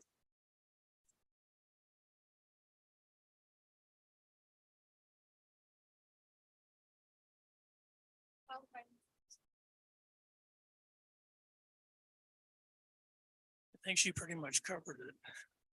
I'm Stephen Pelly, and my wife's giving you our background. Been here 44 years. Bishop Ranch was actually a ranch. The recent developments in the schools have led me to believe that the public schools here are promoting social engineering by pushing their values on students and families. Whether one agrees or not, this has no place in a public school. Many of these views are divisive and polarizing. It should be left up to the students' families to deal with these issues as they arise within their own framework and their values. An example of the social engineering of the books that my wife's already talked about. Public schools, as my wife indicated, need to stick to teaching academics. And I think after COVID, we found out a lot of these kids are falling behind academically for good reason. I know our granddaughter, one of our granddaughters was on Zoom doing her kindergarten, and it was disastrous. The other thing I'm interested, this agenda-driven issue can open the door for requiring other agendas to be taught, maybe agendas that none of us want. I think we need to stick to academics. I think these kids are under tremendous pressure in the schools. And I think that if we start just focusing on academics and teaching them kindness to everybody, I think they'd be a lot better off. They have enough on their plates already, besides having to deal with these driven agendas. So thank you very much.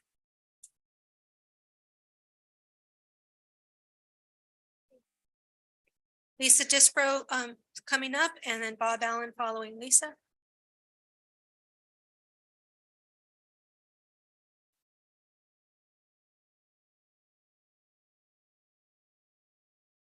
Back again. Good evening. Lisa Disbro here, retired teacher. Spent the majority, over 25 years teaching kindergarten. I watched the California Education Department webinars.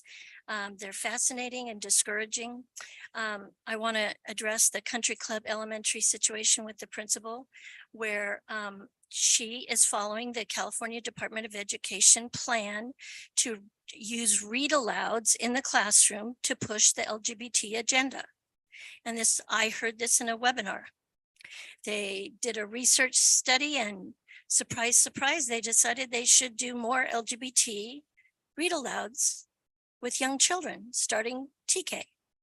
And I think it's very interesting that there's very minimal interaction or advisement to parents about the content of these books.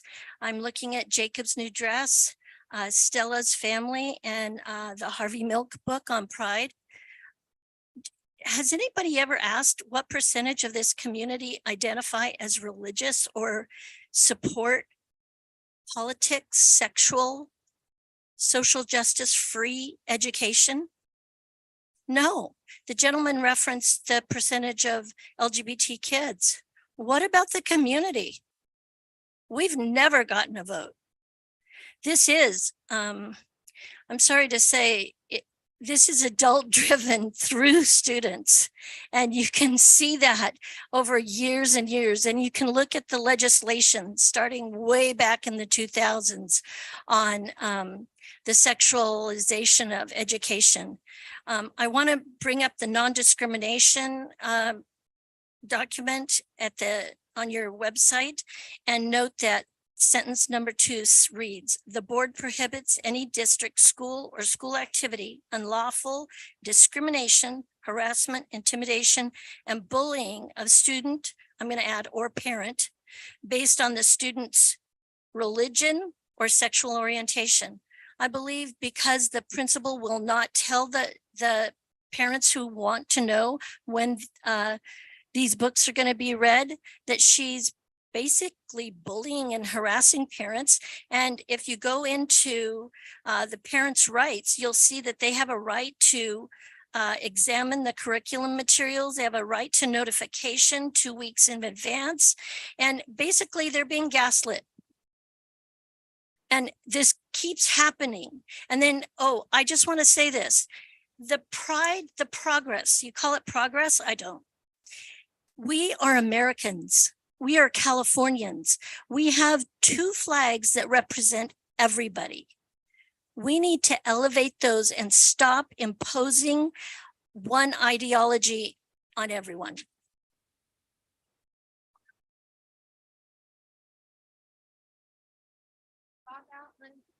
Off again. Bob Allen is next, and following Bob will be Taiwan's a country. Good evening, trustees, district officials, and Dr. Malloy. First off, happy Pi Day. Secondly, I've already had my monthly reminder that 23% of the respondents on the 2021 California Healthy Kids Survey identify as not straight. That's almost 7,000 students. 2% identify as trans. That's a high school gym full of students. I'm currently teaching students, much to the chagrin of some people in this room, who are non-binary, trans, straight, gay, lesbian, and so on. I do teach them mathematics, and I can happen to walk and chew gum at the same time. One of the reasons I know this about my students is because I try to make my classroom welcoming to all students. Let me emphasize the word all. And here's why welcoming all students is important. Here's why students have the choice to find information about themselves is important.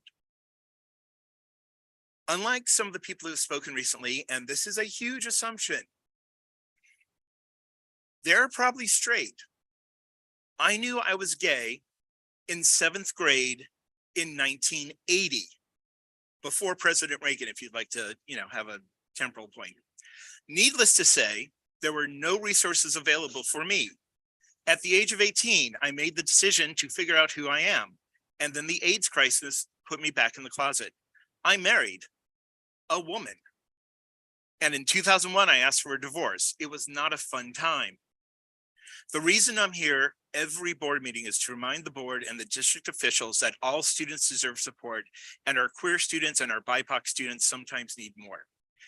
After the last board meeting, I spoke to my brother-in-law, retired Marine Colonel Derek Donovan, and my sister, retired Navy Captain Catherine Donovan, Naval Academy class of 1987. And they reminded me that there are better ways of spending time and resources than arguing with intractable people. I acknowledge the fact that as taxpayers and members of the community, anyone can comment at this meeting. That being said, please discount the diatribes of the gentleman who quotes Ed Code and board policy chapter and verse, but devolves into calling professionals, people, and organizations childish names, such as an immature reporter, doctor in air quotes, and libertine organizations, usually in a spittle-flecked tirade. Then he retreats to the echo chamber that is the comment section of danvillesanramon.com. Instead, listen to the parents and community members who can have a civil conversation about these matters. Listen to those who want students to have information and yet are concerned about some materials. Carrie Pike Knapp introduced me to one such parent at midnight after the last board meeting. Listen to the community members who can distinguish between a book in the library and a book being taught in the classroom. And finally, in response to the library books, if you don't want to read the book, don't check it out. It's surprising to me that those who want school choice want to take away choices for other parents and students. Thank you.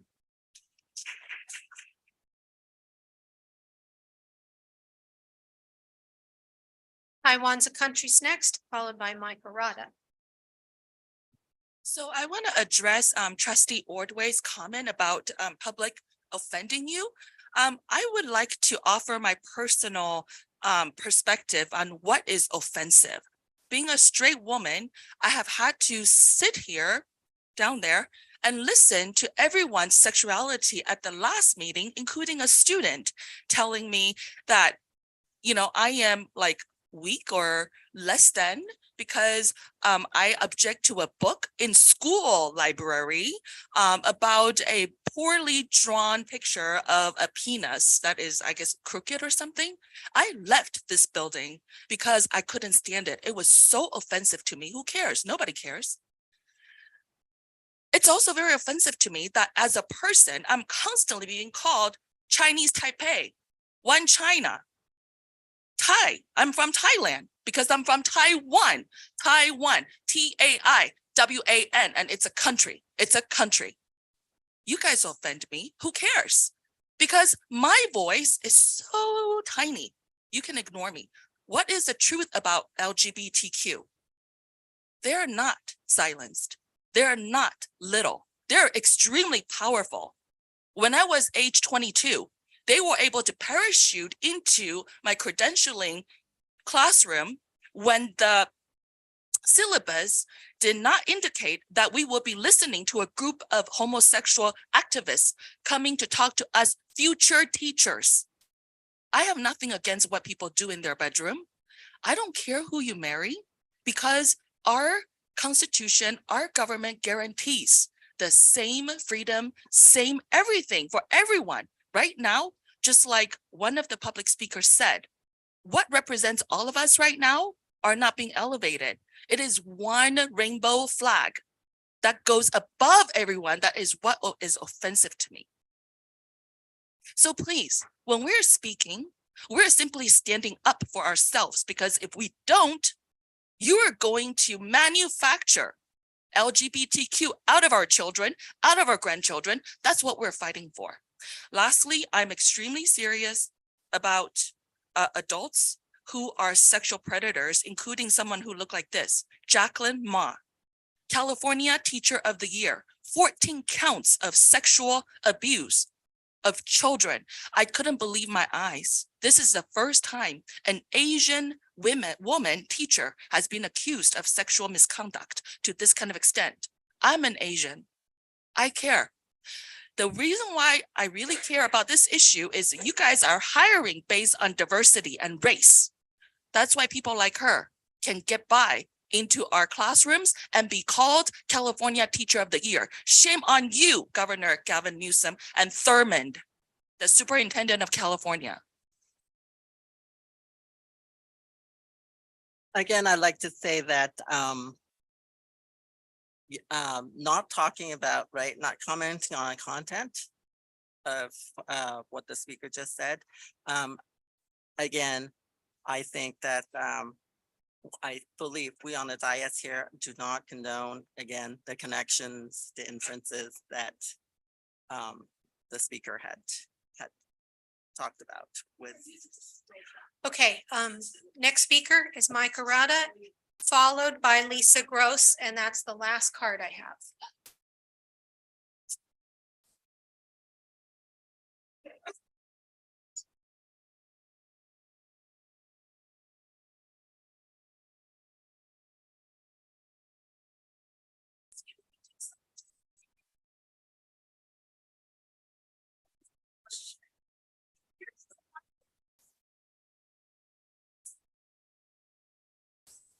Didn't hear anything. Go ahead. This is still going on.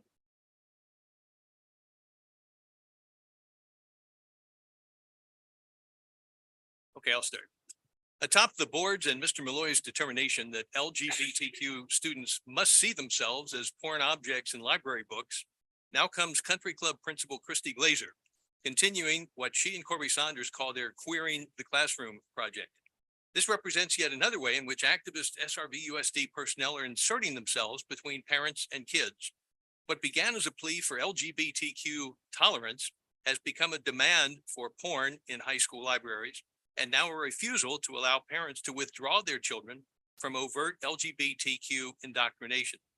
Mr. Malloy keeps saying falsely that parents are regarded as district partners. Were that true, then opt-in parental permission would again be required for 4th and 5th grade participation in PRISM LGBTQ clubs, as when those clubs began, that was the case.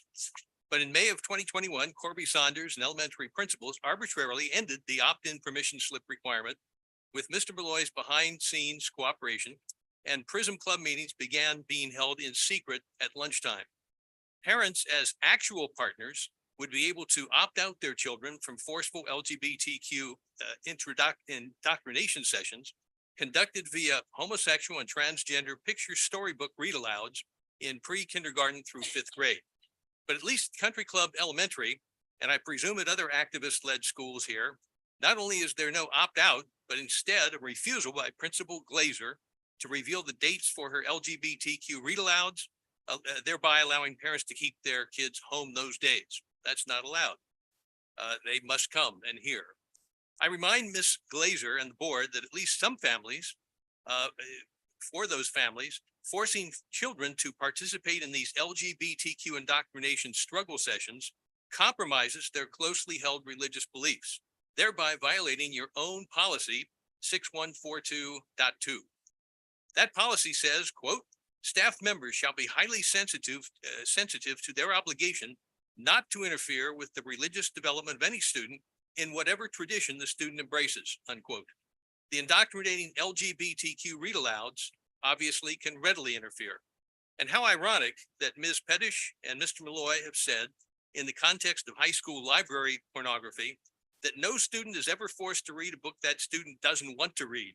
Yet Ms. Glazer and Mr. Malloy are evidently forcing captive audience, much younger children, to listen and see homosexual and transgender themed material, i.e. teacher-directed activism in which some parents don't want their children participate, but they're forced to have them participate anyway. They can't take a day off because they don't even know when this is occurring, and they've asked to know, they're not being told. Finally, force-feeding LGBTQ indoctrination is itself a form of bullying. In this case, of parents as well as students, something prohibited by your own non-discrimination policy.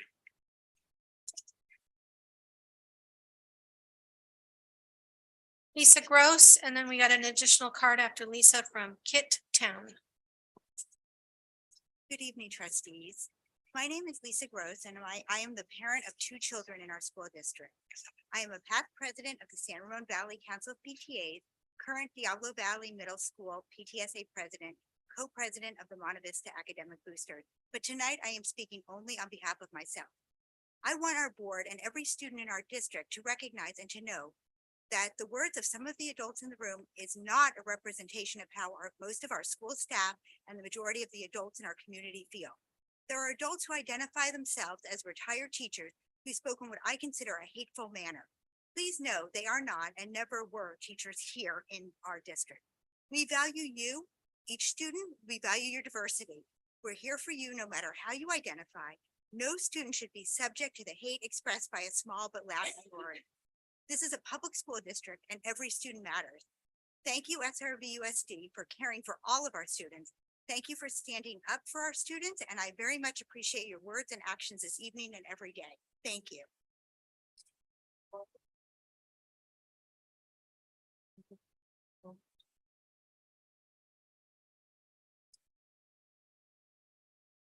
Hello, my name is Kit Town and my pronouns are they, them. I identify as a queer student and I'm a senior at California High School. I would like to comment on how I am, quote, pushing my LGBT agenda on the straight cis students at my school and their parents. I am very sorry if these students and families feel personally victimized by my identity, but I would argue that being called homophobic slurs in the hallways and being told by fully grown adults that I don't deserve respect because of who I love and how I decide to present myself is far more worrying. Thank you.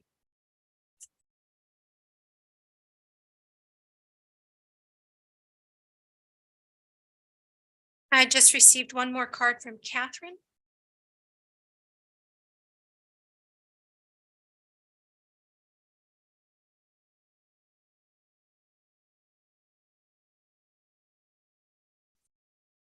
Hello, I am a parent and graduate of this district. First time talking. You talked about respect and kindness. Can I interrupt you a second? Could you Yes. please address the board? Board, I think it's really important that words matter, and I know that's a cliche. I think that the very dangerous rhetoric that people are using to describe members of the community I'm very troubled by it. And I feel like there's a larger thing going on where people are using the LGBTQ community as scapegoats to further political agendas. And I really wonder that some of these people, community members who I recognize in this room would you call me disgusting to my face? Is that kind? Is that helping our kids? Is that setting a good example? You know, would you accuse our teachers and our librarians of grooming? That's not helpful. I'm really concerned. We have people showing up with guns at drag queen story hours. We have attracted people from outside our community with agendas saying horrible things about people. I want our kids to know that we love all of you. You matter. You deserve respect. You know, do we want the Westboro Baptist Church back at Rancho Romero? Because this is how you get them back there. Please, please, I call upon our community to be kind to each other, to use words kindly. And I would ask that people with larger agendas and our leaders to reject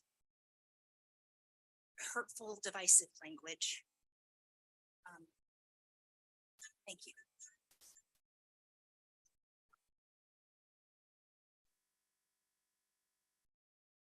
Thank you, Catherine. That was the last non-agendized public comment. So next, I'm going to go to Association President's reports and invite Tammy Castelluccio up first.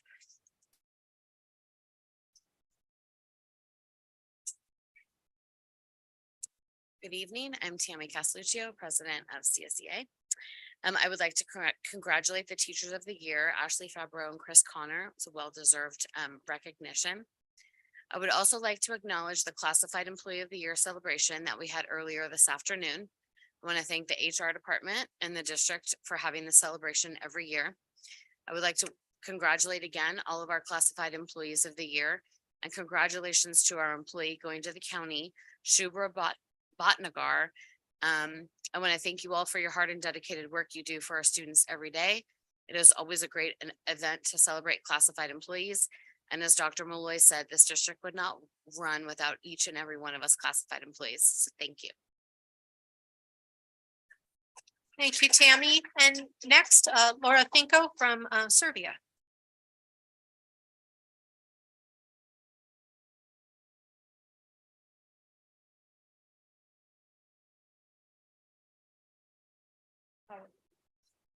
Good evening. My name is Laura Finko. I'm president of the San Ramon Valley Education Association, and I represent the over 1,700 non-managerial certificated personnel in the district.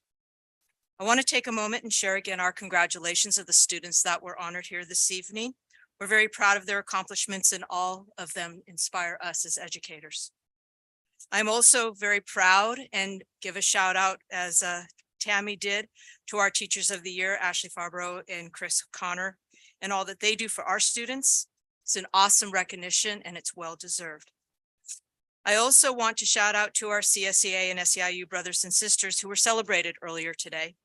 It definitely takes a village to operate a public school district. Finally, today I had the opportunity to sit in on the science workshop that Jenny Hunau spoke about. It was presented by two Stone Valley science teachers, Alexandra Boiter and Teresa Butler-Dorn. They brought into our students' lives real-time science and collaboration through the Adopt a Float program. The Adopt a Float program was created to link classrooms to real-time ocean profiling using float data. as well as engaging students directly with scientists and to learn about their research. The work these teachers are doing is an example of the awesome experiences happening in our classrooms. I couldn't be more proud, but in the spirit of true disclosure, Stone Valley is my school, where I worked as a eighth grade science teacher for nearly 25 years. And so while I'm very proud of those two, I just had to also share that I'm a little bit biased, just a little bit.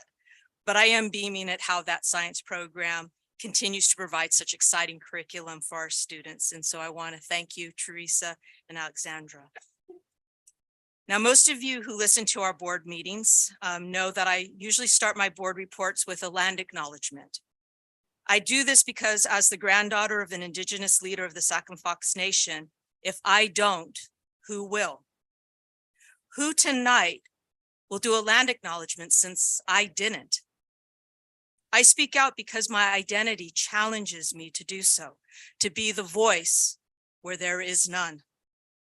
My good friend Gary Levesque years ago did the same when he was instrumental in working with our students to bring forth the first resolution for the Day of Silence.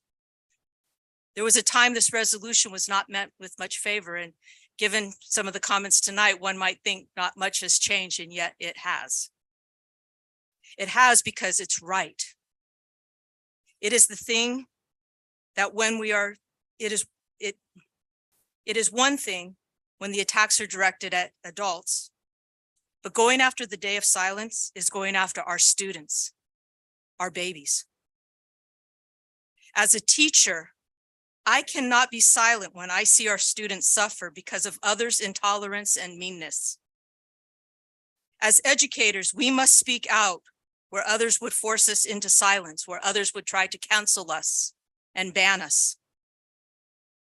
Even today, our LGBTQ students hear monthly, as they heard tonight, that there are those that consider them less than.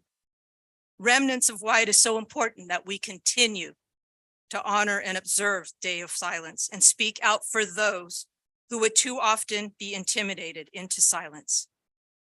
I'm speaking to those students tonight. I see you. You matter.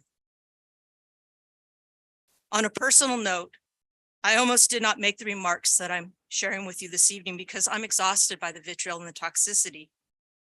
As someone who identifies as LGBTQ, I experience this every month. And knowing that members of the public could file a yellow card to attack my words because I'm choosing to speak during the president's report has almost paralyzed me into silence. But in solidarity this evening with those who have ever felt marginalized tonight, I couldn't be silent. Thank you.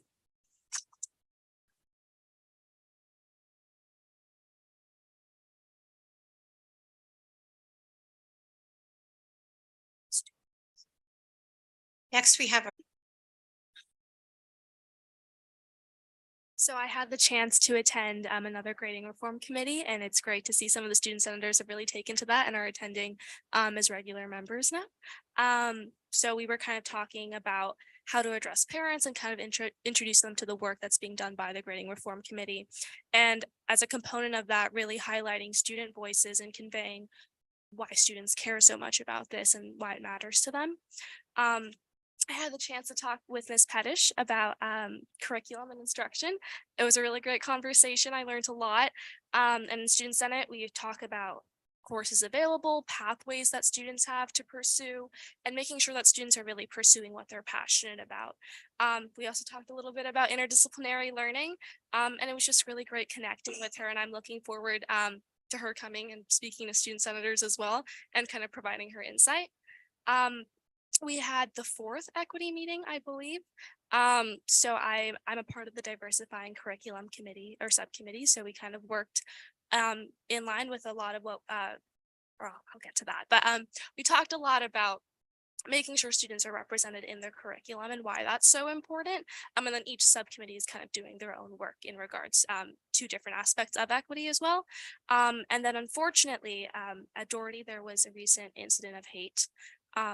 But as a as more of a good thing that emerged from that, that there was a quick response and there was a restorative healing circle that emerged as a response. I had the chance to attend that.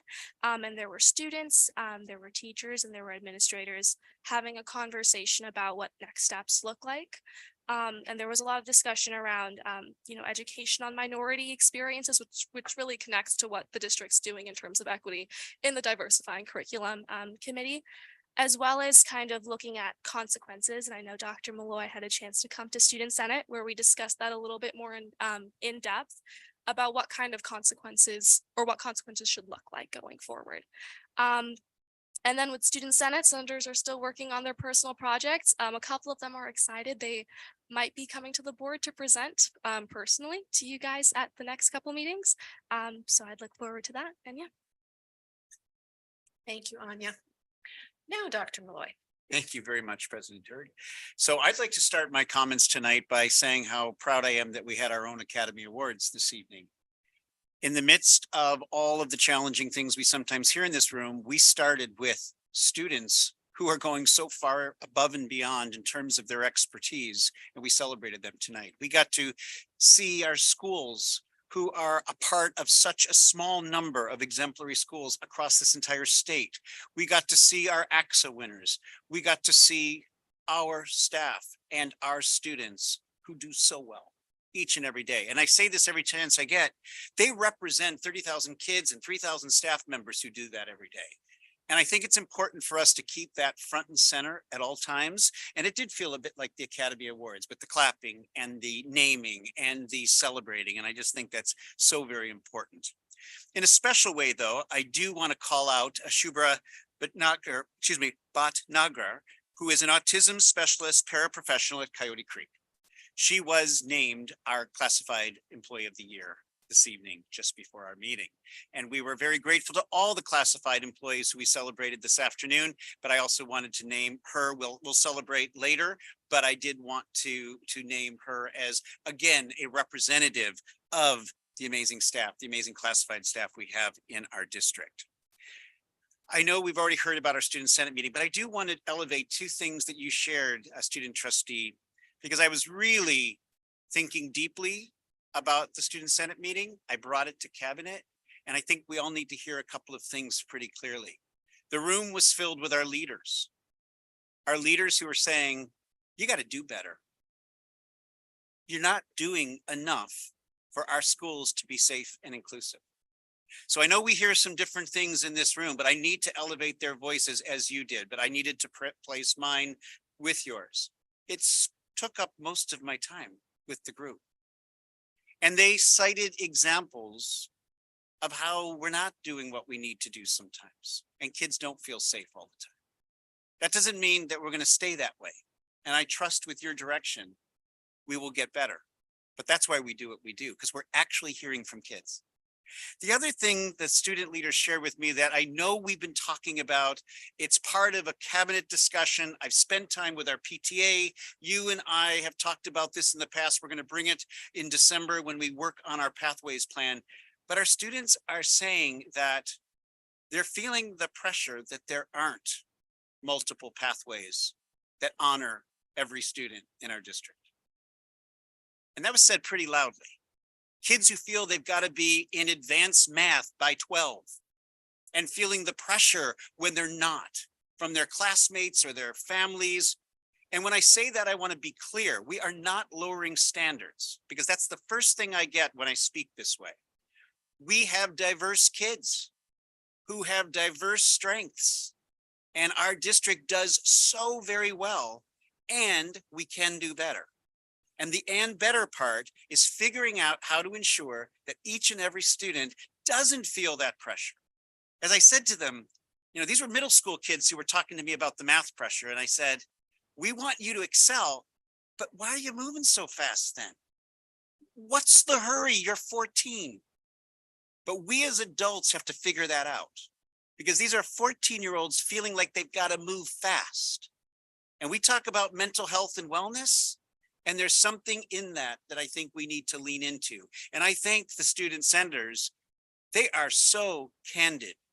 And I'm grateful that the information comes to me and us in a very raw, in the best sense of the word, raw fashion. I also want to make a public comment. I know we sent a note out to our leaders and you heard, but Keith Rajensky has announced his retirement at the end of June, but needed to step away early because he is caring for family. And we're grateful to Melanie Jones for stepping into that space.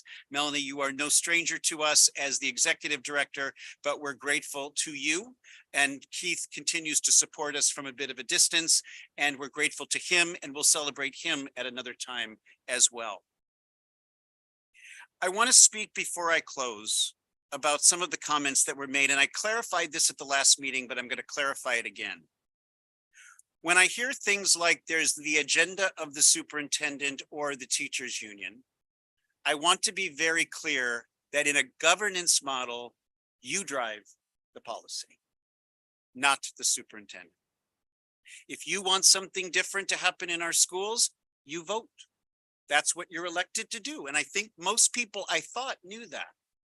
The amount of times that unions or superintendents are held responsible for what happens in schools, it's your job. And I know you take it very seriously because of the accountability you hold me to. That's what you do, not what I do, not what any of us does. And so I think it's really important for everyone who listens to clarify, there can't be any single agenda in this district.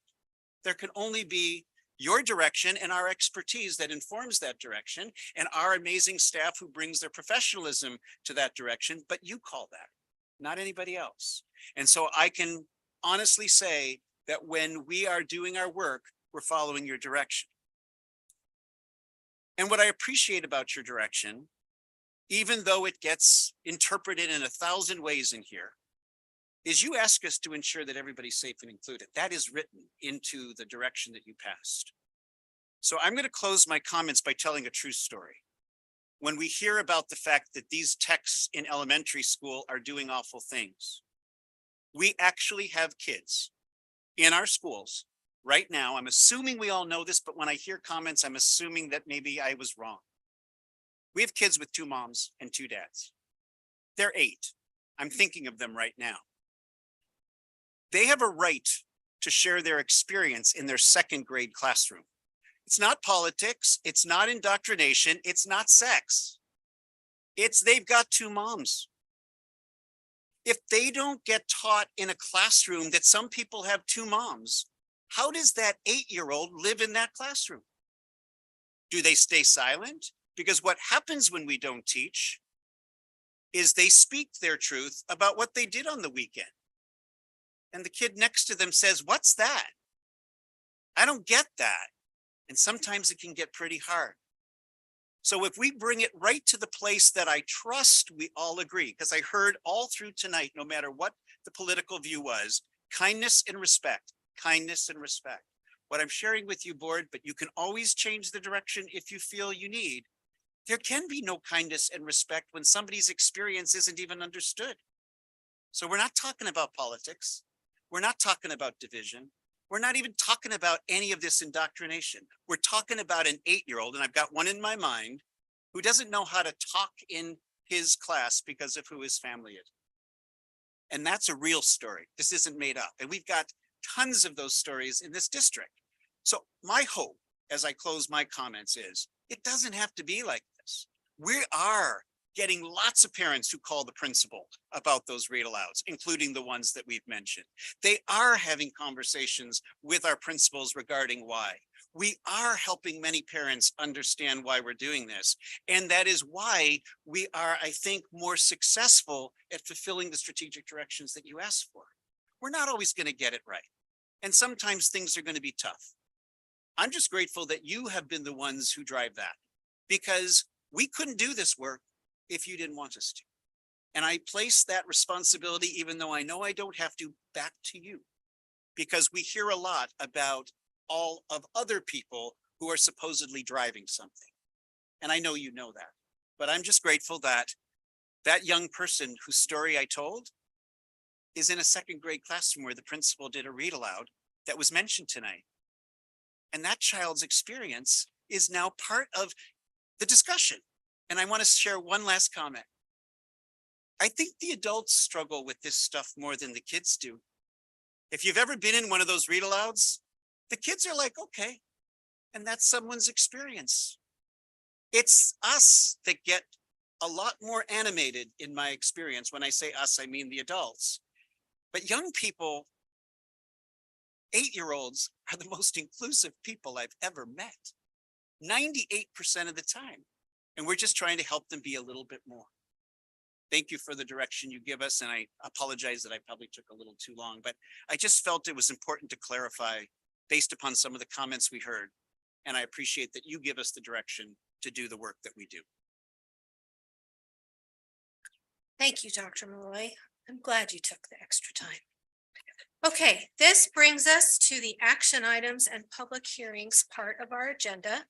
Our first item up is consideration of acceptance of the 2022-23 second interim financial report, which I must say made up a third of our reading material.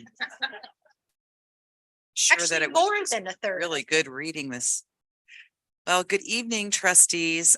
We are back to provide you an update on our budget as it sits effective January 31st, 2023. And as a reminder, the purpose of these second interim report and all of our reports we bring to the board is just to help the board and the community to build confidence in our budgeting process and how well aligned our budgets are to the end of year, to our projections that we bring to you. So in July, we begin the year with a budget projection. We have the first interim, let you know, are we on track? We have the second interim where we have some adjustments that are made. And in this year, there were some significant adjustments at first interim because of the way the governor's budget fell out. And now as we get into kind of the home stretch for this year's budget and we're planning into next year's budget, the second interim really shows you, are we on track? Where are we off a little bit more than we thought we were going to be? And so tonight we're going to share that information with you. We're going to give you an overview of our general fund. We're also going to talk a little bit about multi-year projections. And then at the very end, the most favorite thing that we do is we do the budget certification, which then we send on to the county office. So as a reminder, these are the timelines. You are going to, we're right on track, like with the timelines, these are annual timelines. And so with that, I would like to hand this over to my partner in crime here, Mr. Evan Miller, who will be taking you through the nuts and bolts of our second interim. Thank you, Dr. Kemp. Good evening, members of the board, superintendent, and staff. I'm happy to dive a little more deeply into our second interim report here tonight. As always, the meat of the report is the written report that's in the board packet, but we'll go through some of the highlights here. To lead off, just a quick reminder of the system of checks and balances mandated by the state. This is the second of two reports, as Dr. Kemp mentioned. And this is really the first level of fiscal oversight for the district. So we're bringing this to you. The board will self-certify the report as either positive, qualified, or negative. After that, we'll send it along to the County Office of Education, who will review and confirm that certification, and then it will go on to the state.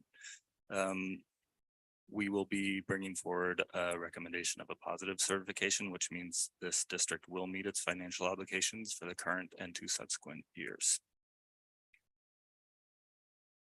An overview of the numbers and also some of the drivers behind those numbers. So our enrollment and as they compare to the first interim report. So enrollment is pretty much the same as we came with at first interim. ADA is something that we'll be talking about kind of throughout the presentation, but it is further down. So we're seeing that we're not coming back really from COVID as far as attendance.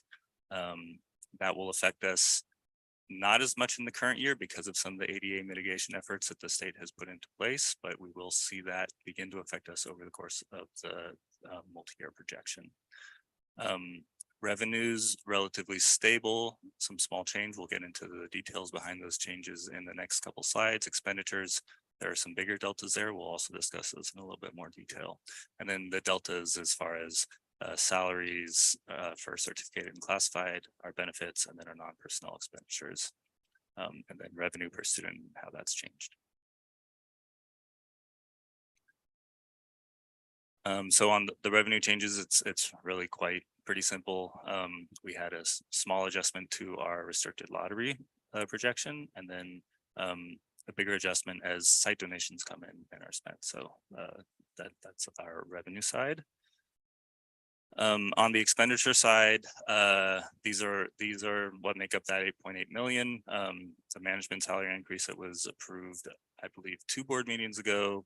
The textbook adoption that was approved last year. This is the timing on the payment came in late, so we got that at second interim and have budgeted it. Carryover from educator effectiveness and AG grants. The before and after school intervention, which we just started up in second semester. Some adjustments to special education, and then those site donations are being spent, are budgeted to be spent in the current year. So on to our multi-year projections. This first slide, I think, is helpful for us as we think about decline in enrollment and really see the picture over the course of the last 10 years. The numbers that I really want to point out are, they're kind of hard to read, but the ADA numbers, the percentages, we can see that they're much lower than they were, 8 years ago, even just right before COVID.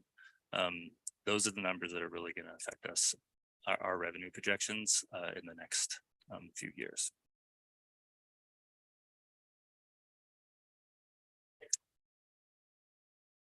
These are the assumptions that we use to build our multi-year projection. So enrollment, we have decreasing by about 400 students each year.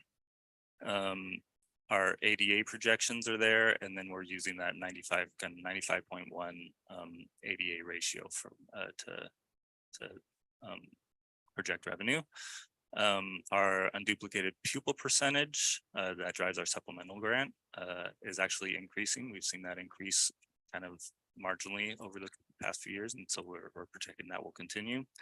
LCFF COLA is coming from the governor's January budget proposal, so that's at 8.13 and then 3.54 in the next couple of years. STRS stays flat. PERS I wanted to point out because at the enacted state budget, we saw PERS percentages coming down over the 3-year period. With the governor's proposal, they are now going up again. And so we will see that expenditure impact as over the course of the MYP as expenditures go up because of those PERS increases. We did at the last board meeting approve using one-time dollars to get us over the hump for some of those PERS increases. So we're just going to use a little bit more of that. And then step and column assumptions for 1% increases. So when we put those numbers in over the course of the 3 years, I think the things to point out here, due to that high COLA 8.13%, we do see our LCFF revenue increase dramatically again next year. But then the combined impact of decline enrollment and ADA, along with an additional, we have a 3% COLA in the 3rd year, but because of that ADA decline, we're actually seeing flat funding. And so we think that as we continue to project this out, and we'll see this at adopted budget, that over in the 3rd year, in the 3rd year of adopted budget, we're likely to see a decrease in LCFF revenue due to decline in enrollment. And then that's the main thing I think I want to point out from this slide. All of our other expenditures, increase over the course of time. We do see that net increase decrease in fund balance. We do see a decrease over the course of this projection. Those decreases are on the restricted side. So our unrestricted side actually stays positive over the course of the 3-year projection. So we're spending down all of those one-time dollars that we discussed last week or last month. And then finally, how our fund balance looks over the course of this 3-year projection. We can see those legally restricted dollars drop over the 3 years. And then the assigned fund balance increase. Those are our unrestricted dollars that we assign. we do meet the 3% reserve over the course of the 3 years, and also are likely to stay within that kind of 10% reserve cap that is a result of the state level reserve. So we're just slightly over it, but I think we'll be able to manage that.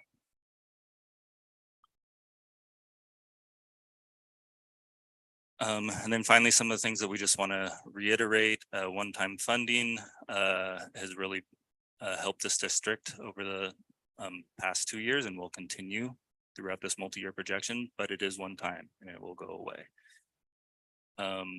That decrease in enrollment won't have an immediate impact on funding, but we are seeing it over the course of this 3 years, and we'll see it even more dramatically, I think, at adopted budget. Our enrollment projections continue to show decline in enrollment. Again, economic outlook, it feels like it changes every time we look at it. So,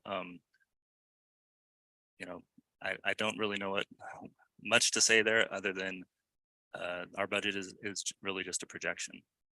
And then Prop 28, we just want to mention it again, we continue to have no information from the state. So we have not built that into the current multi-year projection.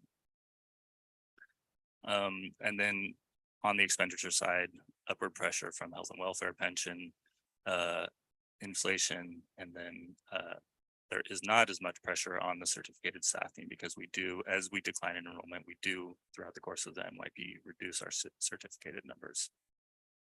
And then again, mentioned that the longevity increase, we have done some polling and we are now collecting that data and doing some review for increased years for our SRVUSD members that will be covered by the one-time arts, music, instructional materials discretionary block grant.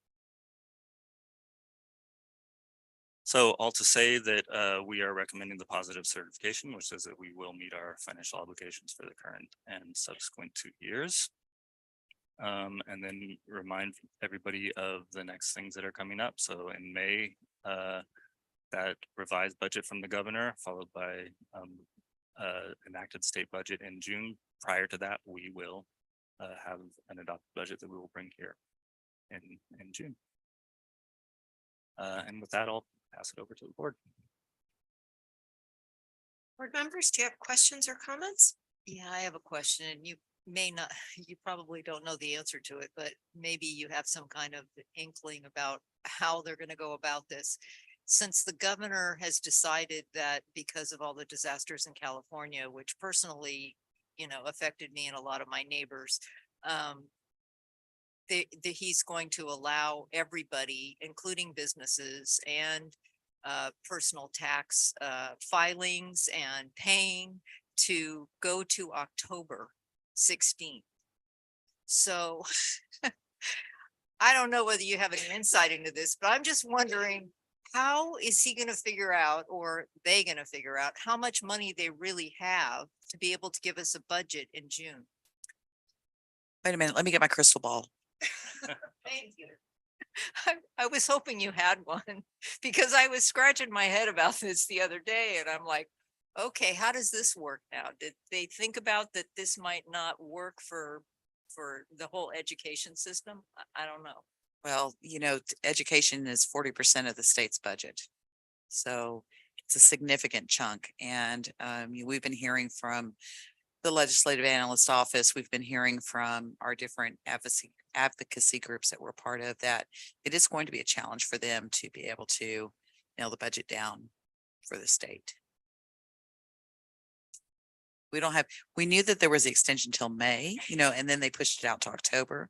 So May was a little bit, you know, more reasonable because, you know, it's going to, the May revise comes out in the middle of May, a day or two before everybody has to file their taxes.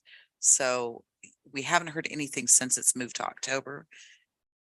Likely there'll be a lot of discussion of that in the next few months. Yes, because I run the finances of a business and I didn't realize until the other day talking to my CPA that everything was moved to October. You don't have to pay anything or file anything, businesses included, corporate, all of it. So. And I had heard or read, I believe it was in the East Bay Times or the Mercury News, I'm not sure which, that that it was the IRS that made the decision based on the emergency declarations. And then California had to follow suit because can you imagine how confusing if your federal tax was due in October, but your state was due in May, obviously. But we can all do our part by turning them in April or May, and then they're sitting in the coffers. So I think that's right. I think the other thing that we should remember is that even the state budget, when it's enacted, is still just a budget, right? We know even in the current year that revenues at the state level are lower than projected in the enacted state budget. And at the P1 period, they finally trued up revenue from last year. So it is an ongoing process where they are constantly changing their numbers. And that's part of budgeting. And their budget deadline hasn't changed. I just think that harder to get, if there were more money and they allotted us a certain amount and then more money came in, it might be harder to get it then. True. And that's what happened last year, you know, that they gave us more money after we had all approved our budgets. We just hope that they don't take money away. Thank you. Very thorough presentation. Appreciate it. And I have a question with regards to ADA. I know current year, right, we got a little bit of help because we are reporting, I think, using what the average ADA, right, number. So when is that over? When does that expire? Are we looking at a little bit more challenging for next year, or does that continue for next year? So the ADA mitigation that allowed us to use the highest of the current year ADA, prior year ADA, or a 3-year rolling average ADA is an ongoing part of state law. It will be how they always project our revenue. So that allows us to not have a fiscal cliff anymore. It's more like a slope, right? Instead of having going down because your ADA dropped in the current year or the last year, it gives you a little bit more of a gentle slope, but we will see those effects over the course of this NYP and the next NYP. And so even though we've projected ADA at 95.1% in our assumptions, as you know, the average goes out over the years if we don't address the ADA through some kind of ADA programs to get attendance initiatives to inform our parents and make sure that we're, you know, putting systems in place to remind people about the extended vacations and absences on Fridays before long weekends, those kinds of things, they tend to creep up on you. And so for us, if we could just have recoup 1 day of absence for every student in this district, it would bring a lot more money back into the district.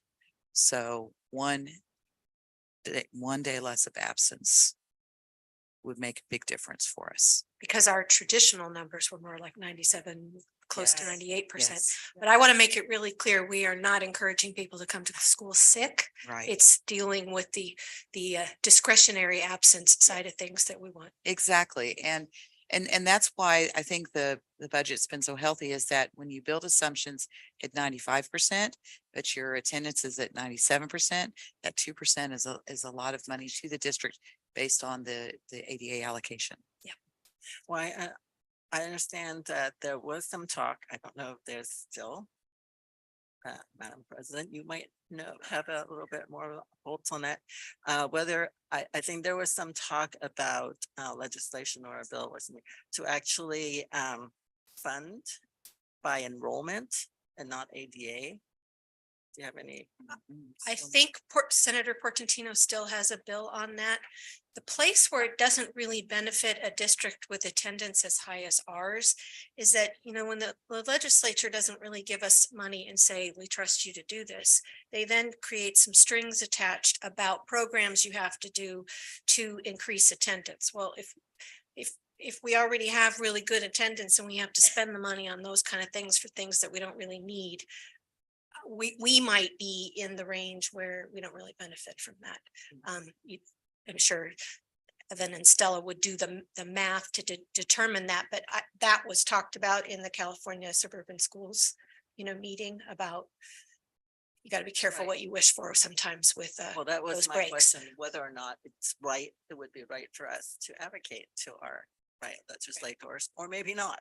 one of the things that I know Dr. Kemp and the team are going to do is really dig deep into the data so that we actually have evidence around what is this change? What is this 3% change? So that we're not just guessing what it could be. And then depending upon what we learn, our programming would follow.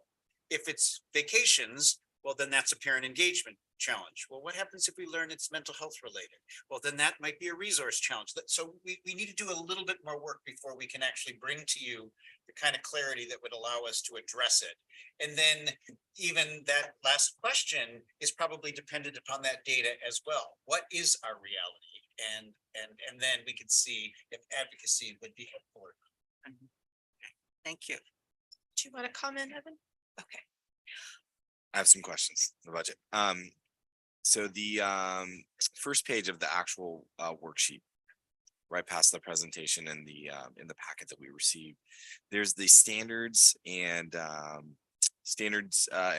criteria and standards review summary. And just kind of going through this, there's this headline on the top that says anything that is marked not met or yes should be reviewed carefully. And I think you've addressed some of them in your presentation, like the LCFF form revenue.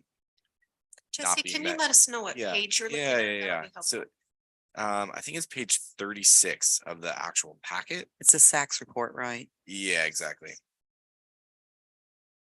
And so there's criteria number 4 showing is not met, criteria 6B, which is other expenditures not being met. Criteria 8, deficit spending not being met. And they kind of just list all of these as just areas of concern. And instead of me going one by one and kind of asking you each one, I don't know if there's a good way of giving us the information as a board of why would there be kind of this headline? What should we be aware of on each one of these criteria not being met? If that's okay. So for each criteria, In the SACS report is what we're talking about, Logan. I don't think it's in the presentation. Yeah, it's in the packet. Yes. I'm showing it starts on page 29 of 310. Is that what you have, Jesse? Yeah, and I'm just, Or maybe it's different on different whatever I devices. downloaded on the iPad is telling me Okay. 36. So yeah, but yeah, it's page 1 of that report. Right. And just it doesn't have to go super in depth. I'm just kind of wondering, what are the concerns that they're concerned about when these not met or yes marks are checked, and what should be on our radar as a board as we're kind of looking through these columns.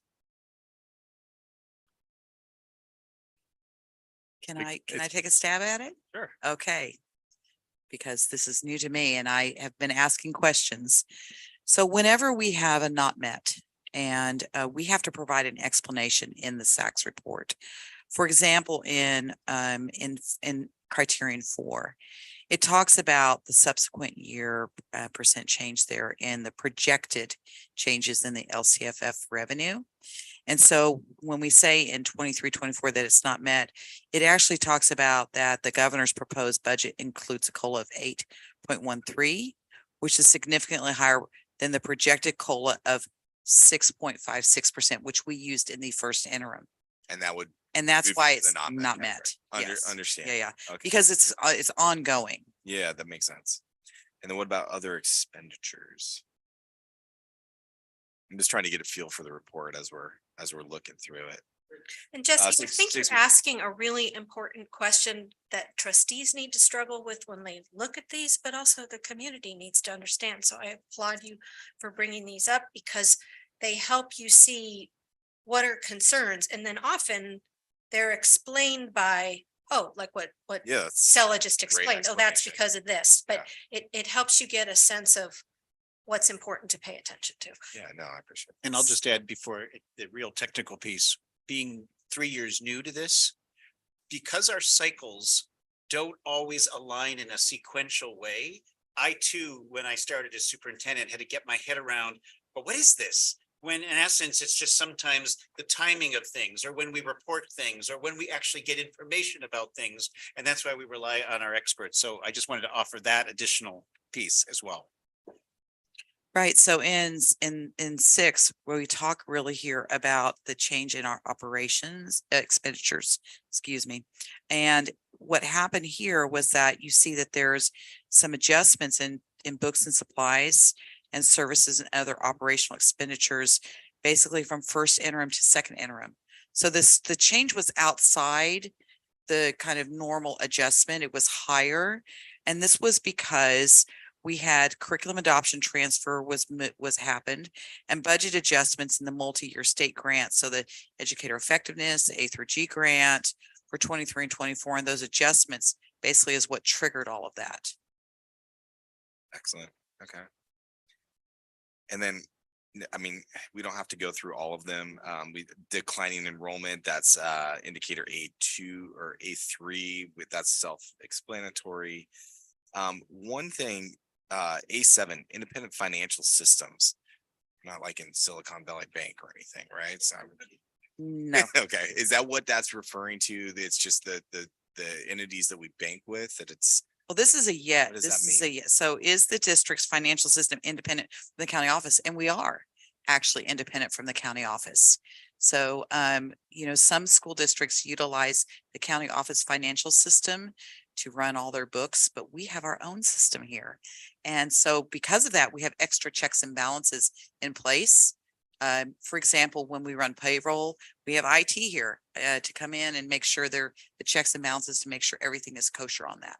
And so in the headline, though, it says that indicators of not met and yes might be indicate areas of potential concern. So I guess that's why I was wondering why that independent financial system would be an area of concern. You know, I don't know the history of why we're not on the county system. Maybe Evan does, and he could speak to that.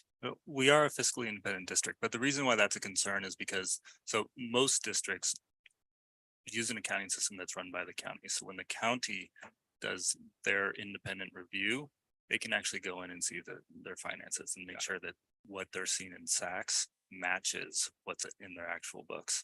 So when we send in our SACs report to the county, we actually send in a huge stack of reports where they have to go line by line through. But that's why that's a risk. I'll say kind of broadly, this lists the criterion standards. It was developed, I think, between FCMAT and the State Board of Education as potential indicators that could show risk.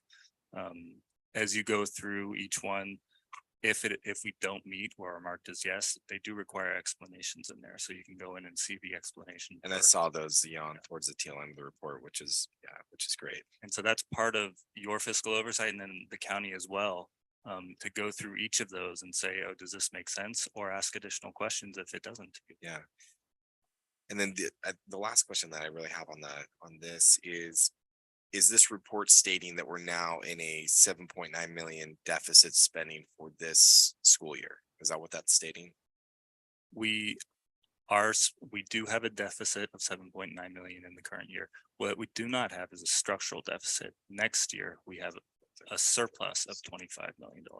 So we are deficit spending in 1 year, and that can happen, just depends on timing of expenditures. So we are in the deficit this year. Yes, it does show that. We are not in a structural deficit now. I just want to make that clear. And doesn't one-time money kind of mess with that phenomenon also? The one-time money does, but Board Member Van Zee was talking about on the unrestricted side. Right, So right. that is an unrestricted deficit that we're seeing in the current year. But you are also correct in that when we spend down the restricted dollars, we are seeing deficits in the combined general fund in the out years. Those are because of their deficits on the restricted side. So what we want to be most concerned about is the unrestricted deficit, which is in the current year, but not in the out years. But the talking point that the LCFF base increase helped us square away our structural deficit is still accurate, right? That is correct in the current NYP. Okay. Go ahead. I'm concerned for the fourth year out. Our parcel tax does end. We're talking parcel tax later tonight, but in the fourth year, there could be a structural deficit if we don't make decisions in the next, 2 to 3 years to avoid it. Right. Can I ask some questions about the PERS and STIRS?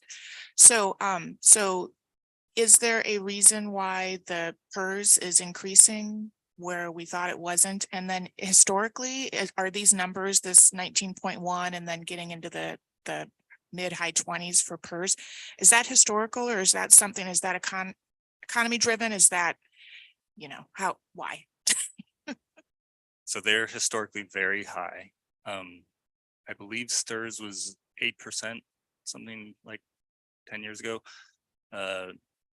PERS, I think a similar amount. This is before I was in school business, so I'm not quite clear on all the history there, but basically my understanding is in the financial crisis of 2008, both of those pension funds took a huge hit, and it wasn't recognized on school district or state books. And so there were governmental accounting changes, GASB changes, that required them to show the actual liability.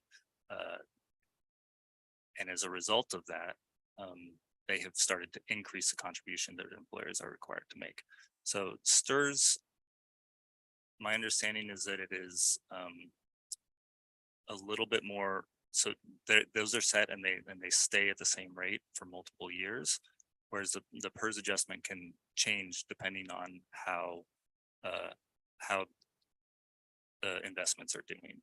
So at first interim and adopted budget, investments were still generally doing pretty well. And what we're seeing here, that increase is what we're being told is because the economy has not done as well, stocks have not done as well, those investments are worth less, and so that we're being asked to contribute more in the out years. But that big shift of contributing more than the 8 happened it was post-financial crisis, but as LCFF was happening, so we were dealing with the good news of LCFF and working towards full funding and these increased contributions. So for years, that with these tiny COLAs, that's been the problem. And then we had the flexibility with the arts, music, instructional materials, and discretionary block grant, but that's only going to last so long. Yeah, and I remember last year in talking with our elected state officials about, what opportunities do they have for using some of the revenue that we had, and there was discussion about PERS and STIRS, and then that seemed to kind of just be put off to the side. And it's interesting because I feel like there's a volatility to it that's on the backs of our students, right? And so I'm just wondering if anyone is aware of any kind of chatter of any state legislators that are really looking at that maybe, I as an advocate can kind of reach out to and learn more too, if there's any. Yeah, I think that, of course, always advocating on the district's behalf, but I think the greater challenge to us is that the base rate is still so low. As a school district that has less than 10% students that are unduplicated, we really don't get much of a supplemental grant to the district, and yet we must provide these programs. We do provide these programs. And when you look at our LCAP, you'll see that we spend significantly more than what we would get through the supplemental grant. So I think that the advocacy really is around how can we increase the base across all the school districts in California, and to ensure that there is more appropriate funding for the costs that our districts have to absorb, or the cost of operating school and paying our wonderful employees, specifically in an area like this where cost of living is so high. And I know that there was a time where there was discussion about, some kind of COLAs to districts based on geography. I don't know that what ever happened with that. But when you compare the LCFF entitlement per pupil entitlement for our school district compared to another school district here in Contra Costa County, that the numbers could be very different. And so we compete with those districts for employees. We compete we have the same cost to run the programs. And because of the scale of our district, it's just very difficult to make sure that we're making, the bottom line. Yeah, and again, I assume that that 19.1% for PERS and 26, whatever it is for stores, or I'm switching them.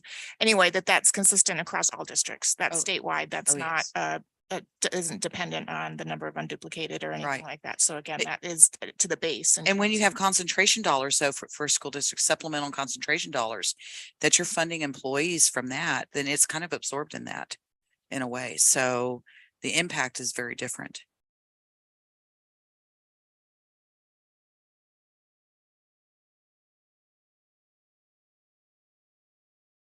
So moved. Thank you. I'll second. Okay. Kathy? Roll call vote. Student Board Member Iapin. Aye. Board Member Van Zee. Aye. Board Member Ordway. Aye. Board Member Clark. Aye. Board Member Pratt. Aye. Board Member Hurd. Aye. Motion passes 5-0. Okay, the next item is consideration and acceptance of the home to school transportation plan for 2023-24. And you'll notice there's a revision in front of us on paper. So good evening, trustees. I wanted to provide an updated plan for you and for the community. So there is an understanding regarding exactly what this is. The home to school transportation reimbursement was implemented by AB 181 and amended in AB 185, and it provides reimbursement to school districts based on prior year eligible transportation expenditures and prior year LCFF transportation add-on and funding. School districts are not required to, as a condition of appropriation of this money, it's based on the reported expenditures for transportation. And so a district not offering transportation services doesn't get any reimbursement. So it's a reimbursement grant. And so, or a reimbursement plan. And so what happens is that we basically take our program that we offer, we show how we're serving our students, special ed, free and reduced, you know, ELs, homeless youth, and so on. And in part of that, we also have a partnership with the county traffics program, which is the program's intent is to reduce congestion.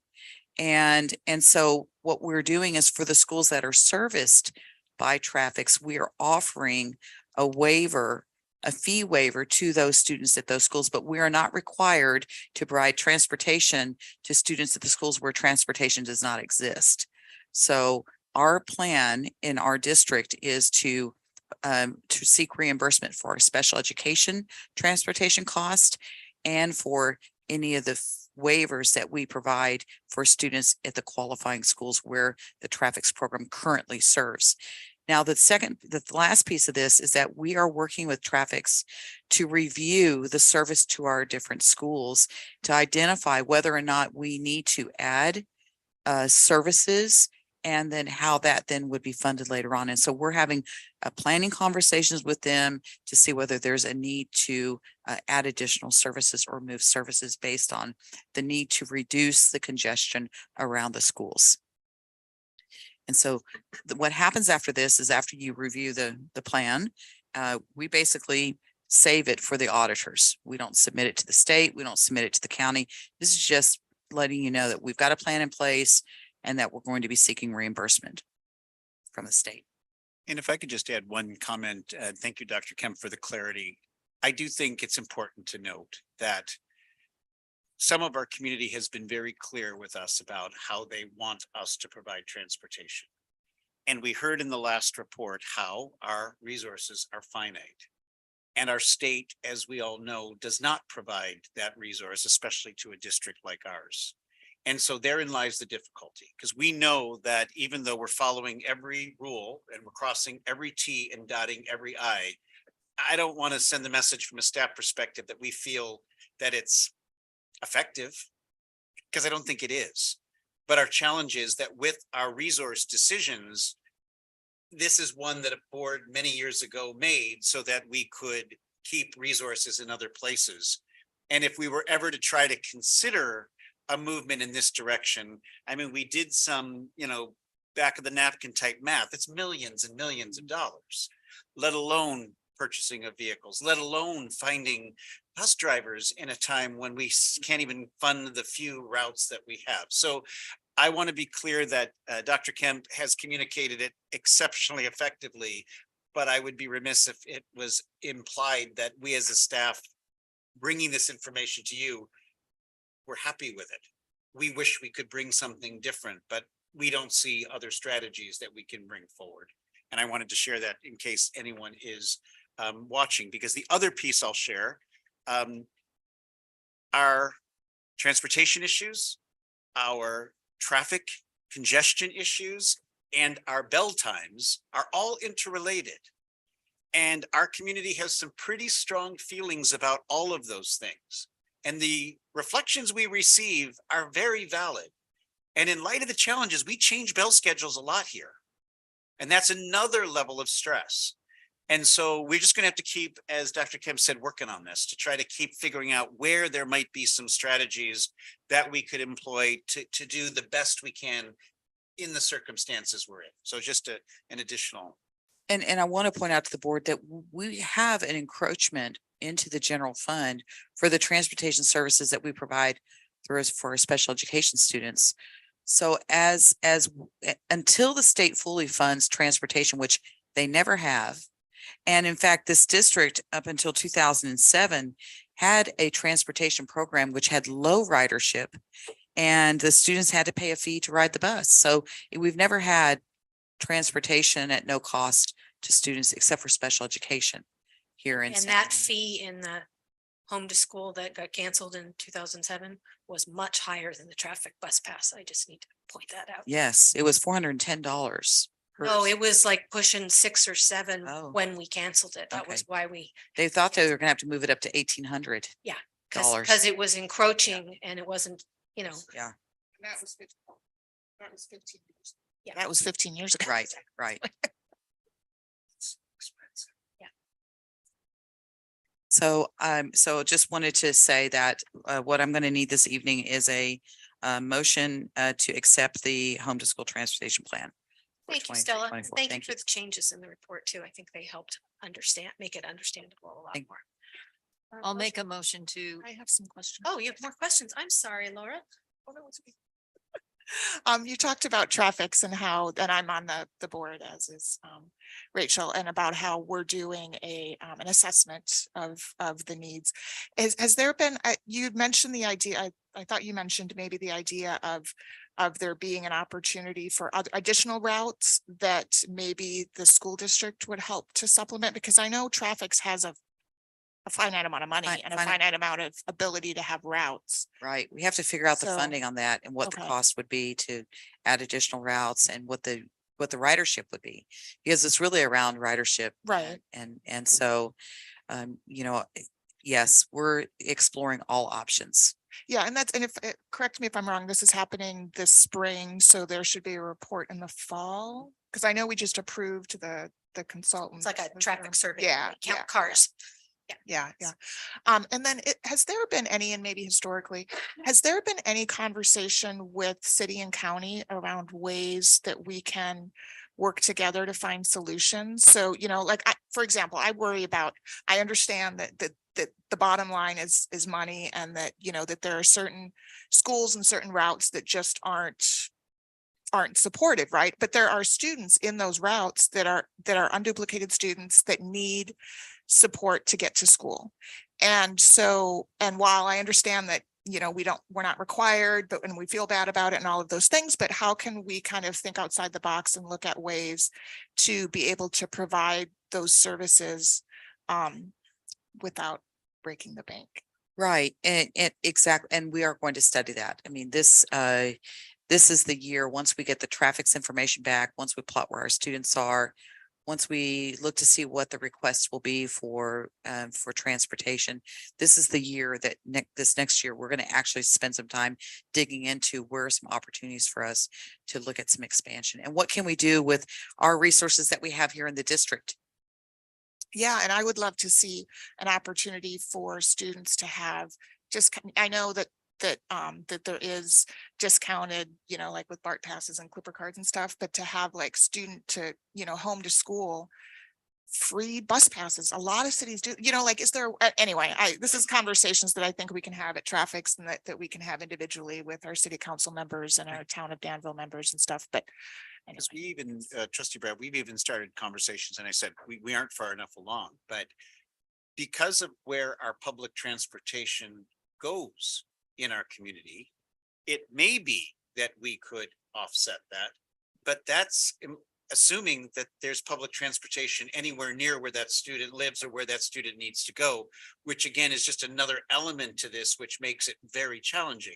If we had a transportation system in the town and the city and the county that was as prolific as some places in California, then that strategy actually would be an easy one, easier than trying to find seats on a traffic bus. Yes. But we're already starting to plot that out and saying, it doesn't work here that easily. And then we get into, well, do we start paying for Ubers? And then we talk about safety. And so we've gone down a number of roads, none of which lead to a great strategy yet. But we are not giving up. We're continuing to partner. Yeah. And I think that from, it's also about environment, there's so many different aspects to this that kind of transcend just a student getting to school. And Right. so I think it's an opportunity for us to work with our partners. But the study that you're doing, I think, could result in a very interesting look at data, because there are bus routes in traffics in the South End that are really underutilized. And so this data properly used might end up going, wow, well, if we can fill a bus there, even if it's because it's half filled with unduplicated students, well, they had to get to school too. And not that they would always go in a car, they might walk, but there might be math there that not that I want to take away those routes in the South End, but the traffics program is about, let's utilize taxpayer money the best that we can. So I'm glad that it's more like different data points are being looked at rather than just the traffic data points, right? Yes. Okay. All right. Any other questions, Laura? Shelley, would you like to make the motion now? I'll make a motion to Just want to make sure. adopt the home to school transportation plan. I'll second. Thank you. Roll call vote, student board member Iappan, Aye. board member Van Zee, Aye. board member Ordway, Aye. board member Clark, Aye. board member Pratt, Aye. board member Hurd. Aye. Motion passes 5-0. Okay, our next item is 11.3, consideration of adoption of resolution 88 for this school year, approval of provisional internship permit, PIP requests. Melanie. Yes, this item is.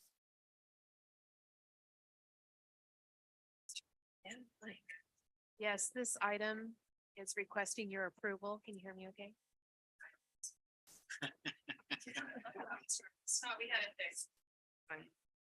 Yes, this item is requesting your approval this evening for 2 certificated teachers, which provides additional time for them to meet the requirements in order to obtain eligibility for a teacher internship program towards their credential. I moved the motion. I'll second. Thank you. Roll call vote. Student board member Iappan, Aye. board member Van Zee, Aye. board member Ordway, Aye. board member Clark, Aye. board member Pratt. Aye. Board member Hurd. Aye. Motion passes 5-0. Okay, now we are at 12.0 informational items. 12.1 is a first reading of several new board policies and administrative regulations, and the first few will be covered by Stella. Okay, so we currently have board policy 3515 for campus security, which we are bringing to you. The policy exists, but the AR doesn't. So tonight we're bringing the AR to you for first reading. And this policy, this administrative regulation basically outlines the components of the school safety plan and talks a little bit about keys and whatnot related to school safety. So we wanted to add the AR, the regulation, to the policy manual so that we clarify the expectations and components within that. Did anybody have any comments that they'd like to add, or notes or revisions? I have. Go ahead, Laura. I don't know if it's a general comment or a thought, but so when I looked at, when I was reading through the safety regulation, 5142, and that's where we're at, right? We're in that section, or is that the I next? think the first one is 3515 campus security. I want to talk about 5142. Okay. Then I got a quick question. Is there anything in our administrative regulations that has a like an interim like quality assurance and quality check on some of these initiatives? As you're kind of going through, it's like you're making sure that the keys are in the right place, the hedges are cut back, you've got visibility, you've got all these sort of things. But I just know naturally what happens if there's not some sort of quality, assurance check on those things. What we don't want to have is an incident where something happens and then it gets reported, well, they missed their their guidelines. Right, so the school policy, so the policy, actually, the board policy for 3515 outlines that that we're going to develop campus safety procedures, which were included in the comprehensive safety plan. So every year when the schools develop or update their comprehensive safety plans, they go and look for those things to make sure that they're all in place. Excellent. Okay, so each school site will have their own kind of version of their comprehensive safety plans, That's but correct. there's a foundational principle that has to be applied throughout. Yes. Okay. Yes. All right. Thank you. So is the annual review of the plan basically the audit process, or do we ever That's correct. actually? Yeah, they actually have to go out and look at their school sites and Okay, collect data, and okay, yeah, there's a whole process to it.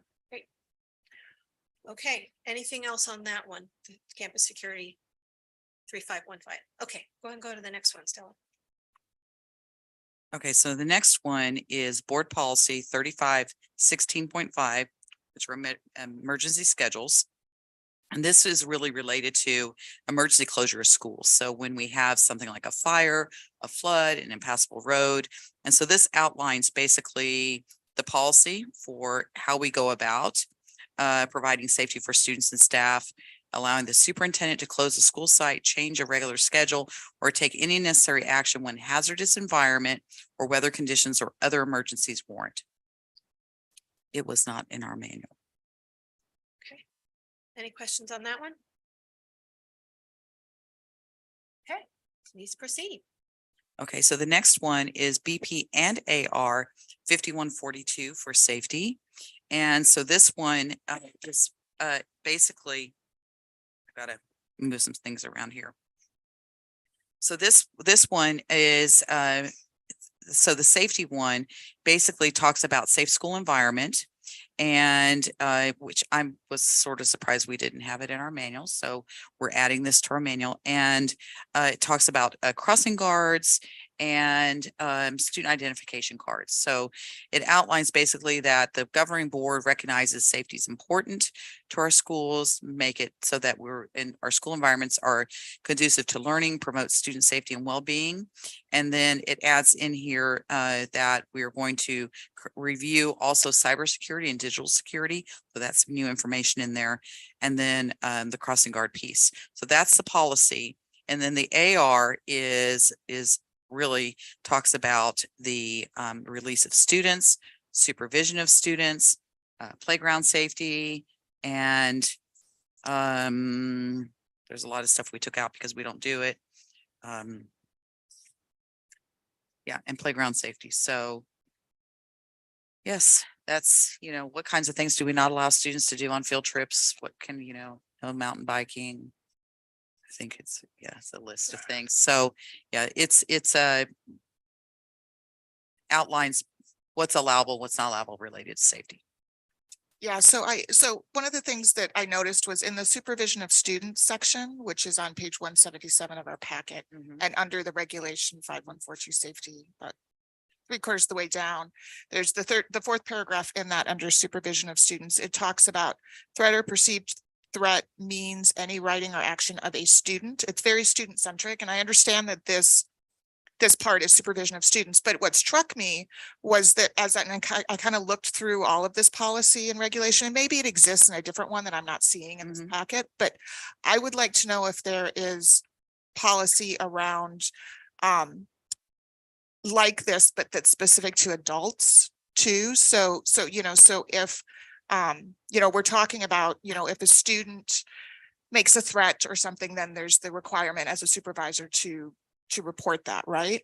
What about if a adult on campus or it coming onto campus or off of campus, but talking about campus has a threat? Where is the policy and the regulation around us reporting that? A threat to an adult. No, a threat by an adult to our campuses, to our students, to our district.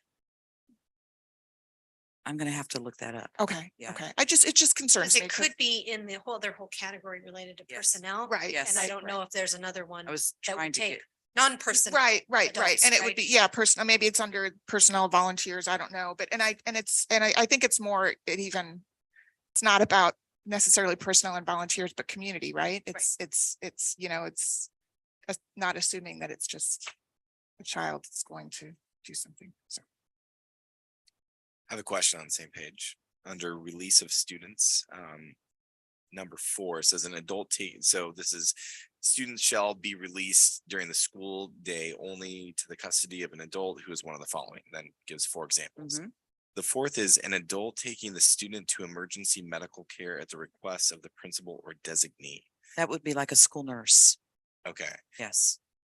Because I mean, that was the thing I was wondering if it needs some clarity, because I can imagine an EMT, a paramedic. I Right. can imagine. Yes. But also I think as a parent, it's like, well, if my kid's going for emergency medical care, I don't want just an adult taking them. Right. And that's me speaking as a parent. Right. So. I And it would could be wonder an what the- EMT as well, Jesse, Trustee Vanzi. It could also be an EMT. So is there any need to designate that? Because I would wonder is like, well, what if a adult just drives my kid to the. I think the challenge is Yeah. that if there's an emergency. Yeah. And we're concerned about something being life threatening. Yeah. And of course, we call 911 and we ascertain what's happening. Yes, I would suggest that 911 is normally called and that the proper authorities arrive. There have been times in my career, very seldom, where that actually gets impacted and we're still concerned about the life-threatening issue. So we don't oftentimes get more prescriptive than that because they're on the off chance, very few times that someone from the school, literally to get that kid to help, will drive. So I don't think in my 30-some year career it's happened often, but I would say 2 or 3 times that was the case. We might be able to look at that before we bring it back to say, obviously, that we would call for emergency personnel and so forth. But I wouldn't recommend that we take away one thing, which is kind of higher up in the policy, which is we've got to be sure kids are safe. And if they're in a life-threatening situation, I would hope that the parents would understand that we have to get the kid to help. And if you look at the priorities of those, I'm interpreting it as the first person you're gonna call is the custodial parent, you know, boom, boom, boom. This is last resort. We have to save this child's life. But it seldom happens. So we can still take a look at the wording before we bring it back. It's just as long as it's not completely closed, if we have to make a. No, professional- absolutely. And I wouldn't want that completely closed either, right? But it just and then, emergency medical care, yeah. I would just want to make sure that that's. I mean, sometimes you have a situation where the parents are not able to get there and then the emergency card is out of date. I mean, I've experienced that as a site principal. I actually was the person who accompanied the student to the hospital. Yeah.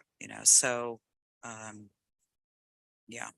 Well, and that's kind of what I was wondering if it was like preluding to that, like a adult riding an ambulance with a kid to make sure that they had supervision. Oh, yeah. Or if it was the adult putting the kid in the car and trying to drive him to John Muir or something like that. Because that would be what I would be.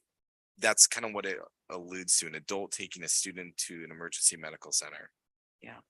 And that's why I was a little questioning how that would ever happen. So the one time I experienced it is we literally, it was a field trip in a very far off place and we drove the child to meet the. Got it. Okay. Okay, that was the one time I remember. So literally got the kid in the car and drove towards where the ambulance was going to meet so that they didn't have to get all the way to us. That's one example that, well, actually, that's the example that happened 2 different times in my experience. So seldom, but that's an example. No, that's perfect. And that's why I wanted to know example, like when would this. Where would it actually be Where that would it bad? Okay. actually happen? Okay.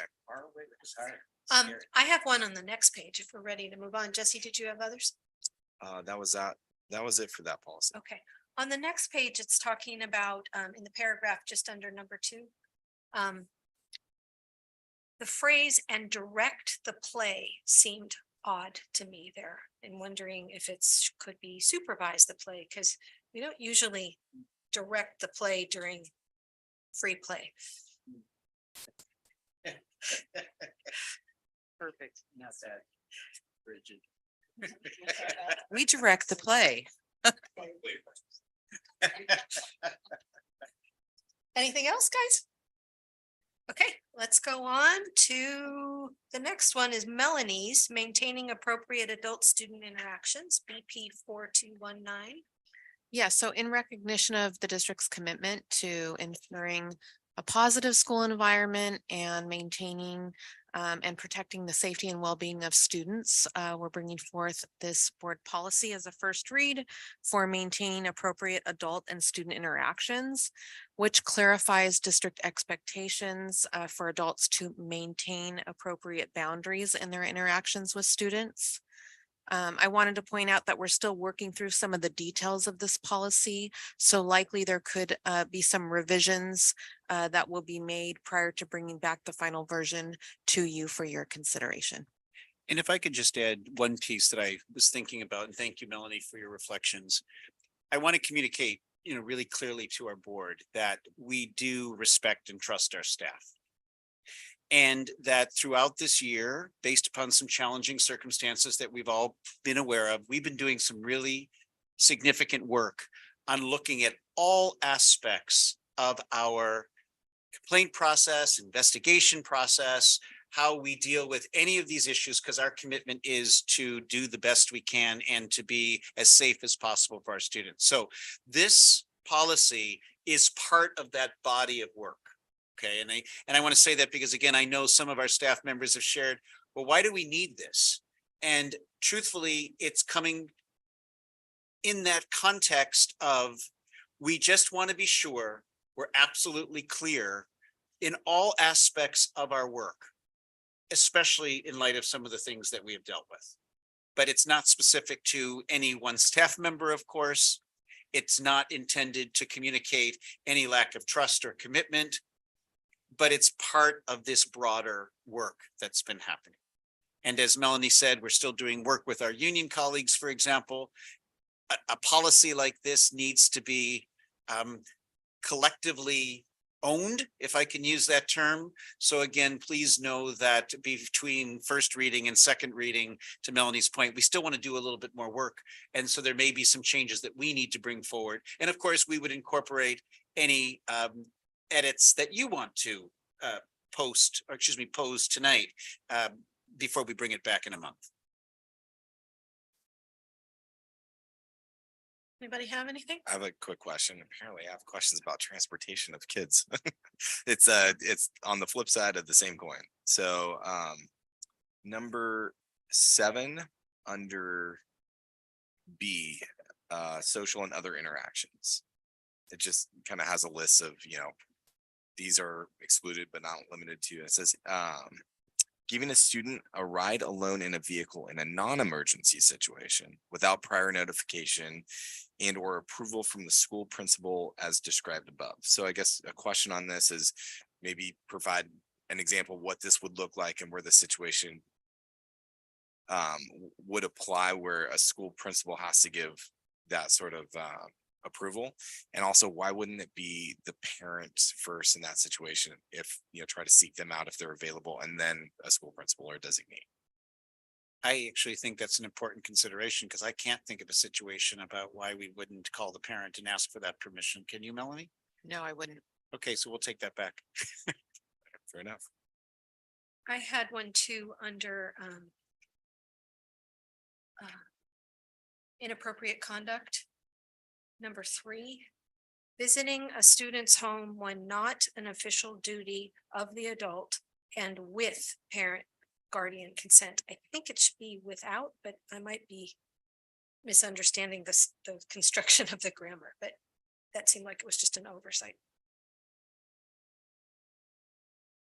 Thanks. We'll just take Thank these you. notes. Yeah.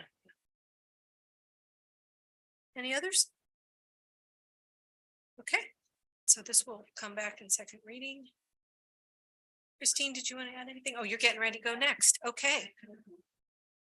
BPAR 5148.3 preschool and early childhood education. Yes, thank you, President Hurd. We are actually bringing back the original new preschool early childhood education AR and BP that we brought to you prior to the new year, because the laws have changed yet again in January. So you will see in your packet the ARBP brought for you today is just a reflection of those new laws that have been added, primarily around enrollment and around in our AR some pretty specific direction about things that we have to do when we're enrolling children into our partial day preschool program. So I do have our executive director, Nadine Rosenzweig here, who is the person who oversees our preschool program, if you have any specific questions, but this we've decided to bring back to you because there were so many additional changes due to the new laws in January. Any questions or comments on this one? That was a lot of change from a legal revision. Wow. Okay. All right. You don't even have to walk up, Nadine. Thank you. Okay. So those were informational. We don't have to vote on any of those. 12.2, consideration of approval of the CCAP partnership agreement between San Ramon Valley Unified School District and Los Positos Community College. Christina. Yes, thank you, President Hurd. Before you trustees this evening is that partnership agreement, which we are excited about between San Ramon Valley Unified and Los Positos College. San Ramon will be implementing the first cohort of the San Ramon Los Positos welding job training program. And we're excited to grow this new relationship with our community college to allow for that dual enrollment and to grow our college and career readiness opportunities for our students. The recommendation this evening is to support this agreement, and then we would bring it back for approval in the April meeting. But tonight is just if you have any comments about the program and just to consider and have any questions answered regarding the agreement with Los Positos. And I have our executive director of curriculum here, who I would like to give a shout out to for taking the initiative to develop this outstanding program and opportunity for our students. Debbie Pettish.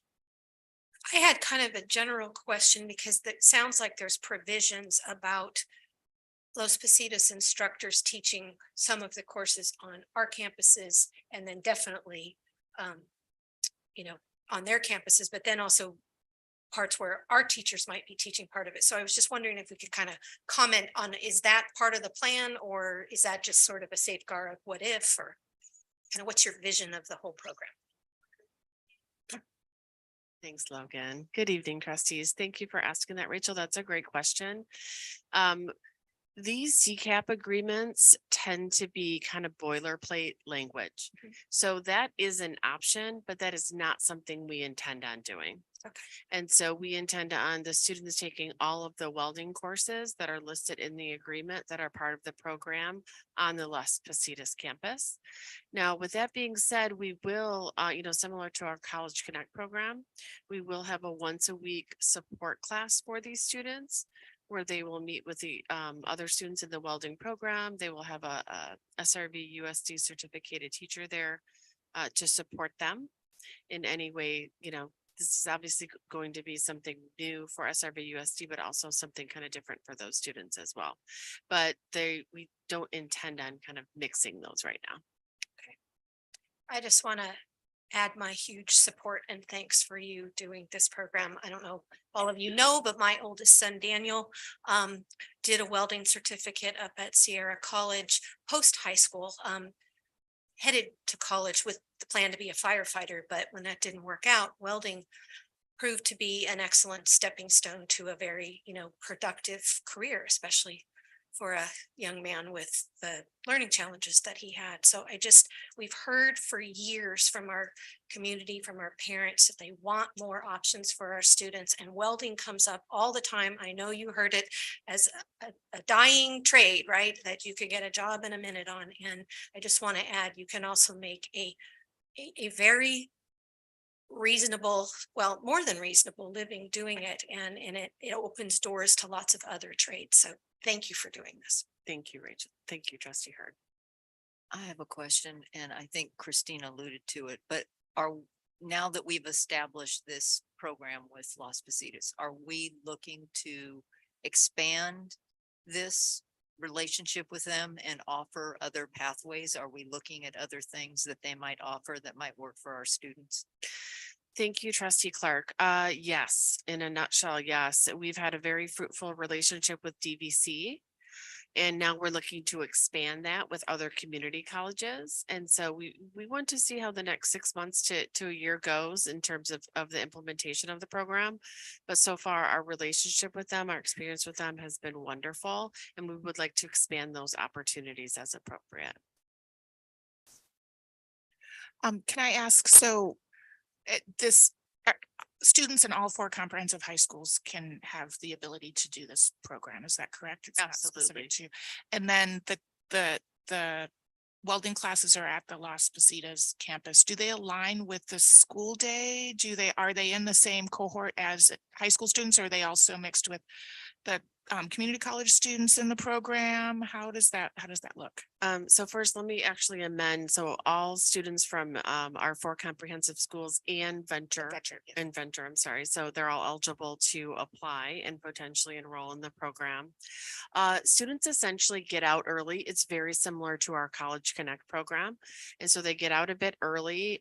We do want to ensure, like College Connect, that they're there for as many minutes as required by the state of California, so we can get ADA. And then they travel to Las Positas for classes that typically do have non-high school students enrolled in them. And it's juniors and seniors, right? So there's kind of an assumption that they're driving, that the ability for them to get to the campus is not as much of a burden as it might be. Yeah, that's a great question. With our College Connect students, what we see is that they tend to really create strong friendships with other students, and they often carpool. And so we try to facilitate that as much as possible. In that course, we're still working out the details, but the goal of that course, the support class, it will have students from all of our 4 comprehensive sites and Venture and Dell if students choose to enroll from that site. And so they'll be able to meet on a regular basis, support one another, and then potentially carpool if there are issues. And you talked about having like a once a week kind of check-in with a San Ramon Valley teacher. Does that happen on our campuses, or does that happen at Las Positas? That it will happen on our campuses. Okay. And one campus, so everyone will come, or will it be kind of? We're still working out the details of that particular the support class, but we intend on enrolling them all in one class and probably ideally having one teacher support all students. And then about how many spots are there? There's a maximum of 20 spots. But they can be either juniors or seniors? Yes. Okay. But it's a 2-year program, or how would that work for a senior, I guess, a rising senior? So it's actually a 1-year. What we're trying to do is start out with like a 1-year program, and you get a certain type of certificate when you graduate. And then once again, depending on how it goes, depending on interest, then we might expand it to a junior and senior level program, 2-year program. Okay. And based on kind of what I saw, that it is a lot of counselors and folks kind of going to the student as opposed to, but is there that opportunity for a student to go to the counselor and say, are we letting people know what the pathway is for them on their own to be able to sign up for this class, as opposed to having a counselor tell them this might be a good idea for you? Well, we did, if I'm understanding your question correctly. No, that's no. It's I'm sure it's me. So if I'm understanding your question correctly, we did send out information to all students, and we also had a parent information night about 4 weeks ago. And then, but was that I know we just went through course selection for the high schoolers, and I think probably middle schoolers too. Was that part of that course selection option? I can double check, but that should have been an option. Okay. Although I will say that you can't, with the course selection, you can typically kind of check the box, and there is an application process. Yeah, well, it's probably maybe so like leadership or that kind of thing where you have to, you can sign up and then you leadership. Exactly. Okay. All right. Thanks. Those are all my questions. Thank you, trustee Brett. And then, so it looks like the budget implication is we're only covering the cost of books and instructional materials, so not even instructors or anything like that. No, not at all. You're exactly right, trustee Van Zee. And the community colleges have been really wonderful at working with us. So for example, DVC with our College Connect program, they typically either have books at no or low cost, a lot of open educational resources, or they have their professors agree that if we make an investment of maybe roughly $5,000 for a set of English books, that they guarantee that our students will be able to use those same books over the next X number of years. And so, and we anticipate that with Las Positas as well. So there might be some upfront costs, but we don't anticipate it being very high.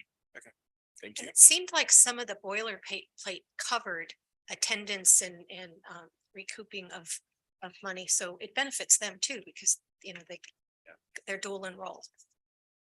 Exactly. And some of the equipment they have to buy, or less so equipment, but some of the like boots, etc., we may need to provide for students, but at the same time, if they buy it for themselves and they go on doing this as a career or even a summer opportunity to earn college money, then they obviously will be able to keep those materials. So.